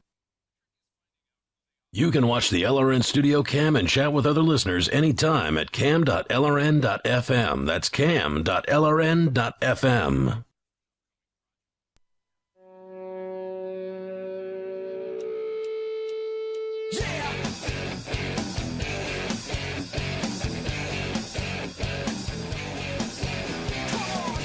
It's Free Talk Live. Join us on the radio waves here, 855-450-FREE. That's 855-450-3733. With you in the studio tonight, you've got Ian. Rich Paul. And Daryl. Don't forget to visit Rich on his Church of the Invisible Hand website at invisiblehand.church.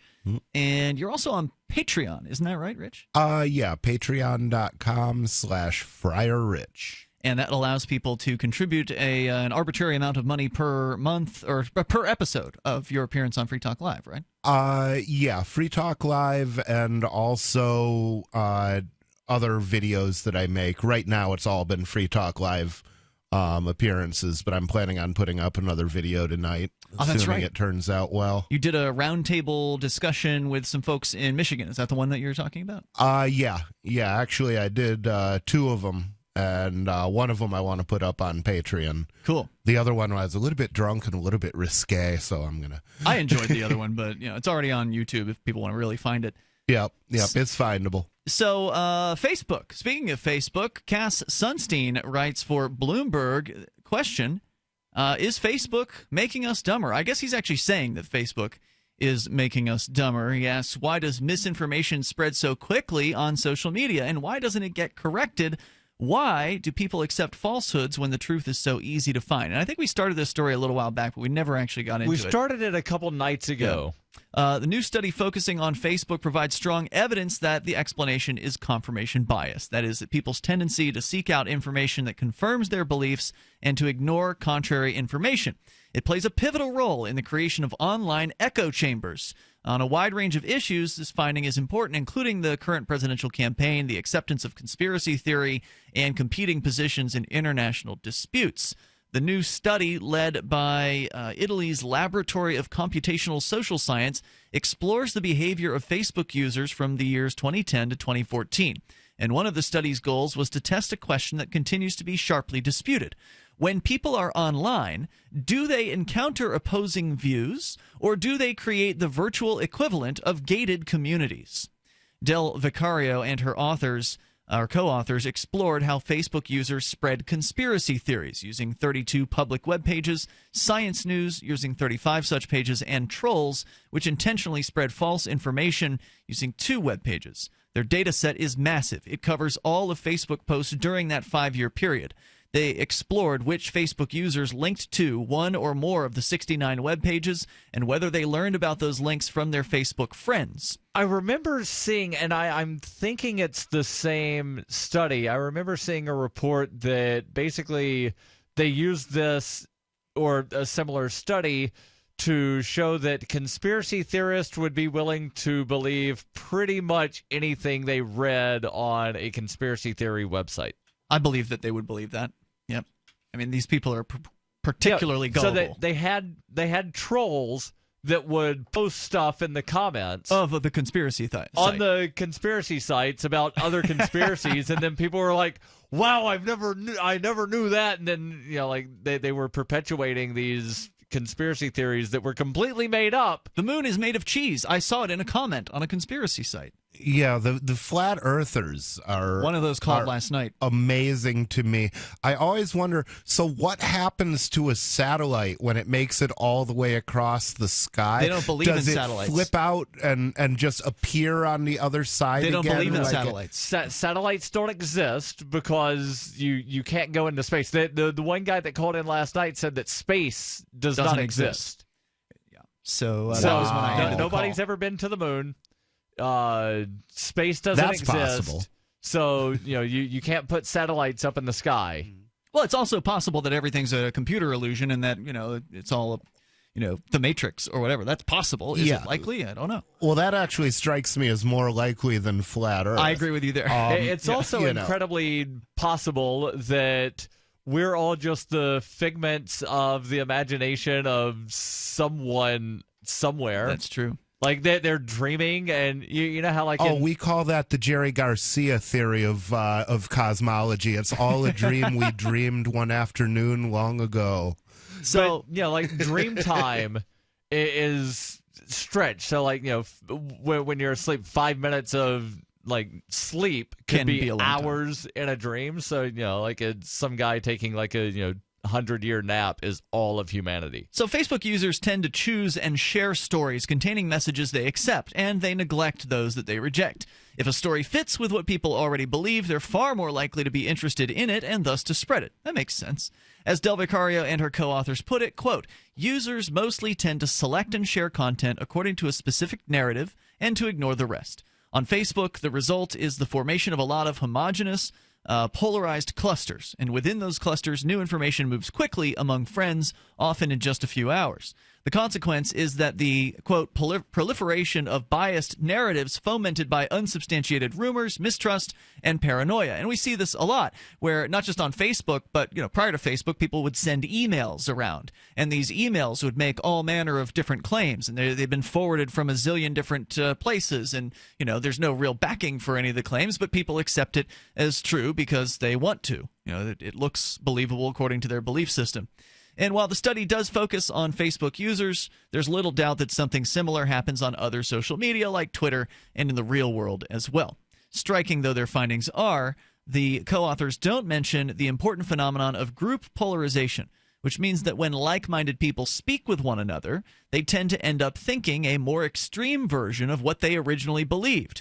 And this we see in action here in New Hampshire, and to some extent, it's a good thing for us, right? Because, Rich, you've joked that the difference between a minarchist, someone who believes in a small government, and a total voluntarist is 6 months in New Hampshire. 6 months in New Hampshire. Right, and that's because they're surrounded by people who are taking a very principled position on the issues, and these people are reasonable people, and so it's hard to hold on to the value for the state, for the idea of the state, when you're surrounded by a bunch of people who don't value that. Well, the other thing is a clinging minarchist generally has, a couple of things that he hasn't figured out how it would work without government. And quite often getting around other people who are anarchists gives them those ideas. It fills in those blanks. That's and it's true. like, well, there's no predicting the market, but here's 3 ways it could work. And they'll say, I never thought of that. Yeah. So whenever people spread misinformation within homogenous clusters, they also intensify one another's commitment to that misinformation. Of the various explanations for group polarization, the more relevant involves a potentially insidious effect of confirmation itself. Once people discover that others agree with them, they become more confident and then more extreme. In that case, or in that sense, confirmation bias is self-reinforcing, producing a vicious spiral. If people begin with a certain belief and find information that confirms it, even though it's false, they will intensify their commitment to that very belief, thus strengthening their bias. So suppose, for example, that you think an increase in the minimum wage is a sensational idea, that the nuclear deal with Iran is a mistake, that Obamacare is working well, that Donald Trump would be a fine president, or that the problem of climate change is greatly overstated. Arriving at these judgments on your own, you might well hold them tentatively and with a fair degree of humility. But after you learn that a lot of people agree with you, you're likely to end up with a much greater certainty and perhaps real disdain for people who don't see things the way that you do. On the basis of all the clustering, that almost certainly happened on Facebook. Strong support for this conclusion comes from research from the same academic team, which finds that on Facebook, efforts to debunk false beliefs are typically ignored. And when people pay attention to them, they often strengthen their commitment to the debunked beliefs. Can anything be done? The best solution is to promote a culture of humility and openness. Some people and some communities hold their own views tentatively. They are interested in refutation, not just confirmation. Moreover, those who manage social media can take steps to allow people to assess the trustworthiness of what they're seeing, though these efforts might be controversial and remain in a preliminary state. In the midst of World War II, a great federal judge, Learned Hand, is that really this guy's name? Yes, it is. Said that the spirit of liberty is, quote, that spirit which is not too sure that it is right, unquote. Users of the social media are certainly exercising their liberty, but there is a real risk that when they fall prey to confirmation bias, they end up compromising liberty's spirit and are dead wrong to boot. So obviously Facebook isn't going anywhere anytime soon. And this is something that, is an observable phenomenon. And are you guys concerned with this? Not really, other than I do get tired of sometimes seeing a fake news story in my feed and then seeing multiple people sharing it. And then I feel that it's, sort of my obligation to then tell every person that shares it, hey, this is a bogus news story. So it can become tiresome to try to correct people's fallacies. Yeah, no doubt about it. You can't be the world's babysitter and certainly not Facebook's babysitter. We'll see you tomorrow night online. In the meantime, between now and then, over at freetalklive.com. You can support the show at amp.freetalklive.com. Free Talk. Free Press Publications is an independent, alternative media and publishing company founded in June 2009 with the mission of ensuring a free press for the freedom movement and is committed to spreading the message of peace, freedom, love, and liberty.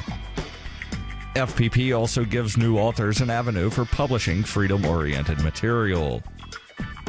FPP brings you daily news and commentary on the website fpp.cc, as well as a daily 5-minute newscast, FPP Radio News, and weekly news, views, and commentary in the FPP Freedom Minute and Peace, Love, Liberty Radio at fppradio.com, and the monthly newspaper FPP News at news.fpp.cc. Find FPP online at fpp.cc. That's fpp.cc, as in Creative Commons. You can control your health care with Liberty Health Share. Liberty Health Share is like-minded people coming together to share medical costs, which saves money. You don't even have to pay for procedures that violate your conscience. Because we all share the same values. Join the movement of people who share in medical costs and change the way you pay for your health care forever. Go to libertyhealthshare.org to find out more. Liberty Health Share. Together, we're changing healthcare for good. libertyhealthshare.org. Here's a chance to do a little activism while you're cruising Facebook, Twitter, or Google+. Between the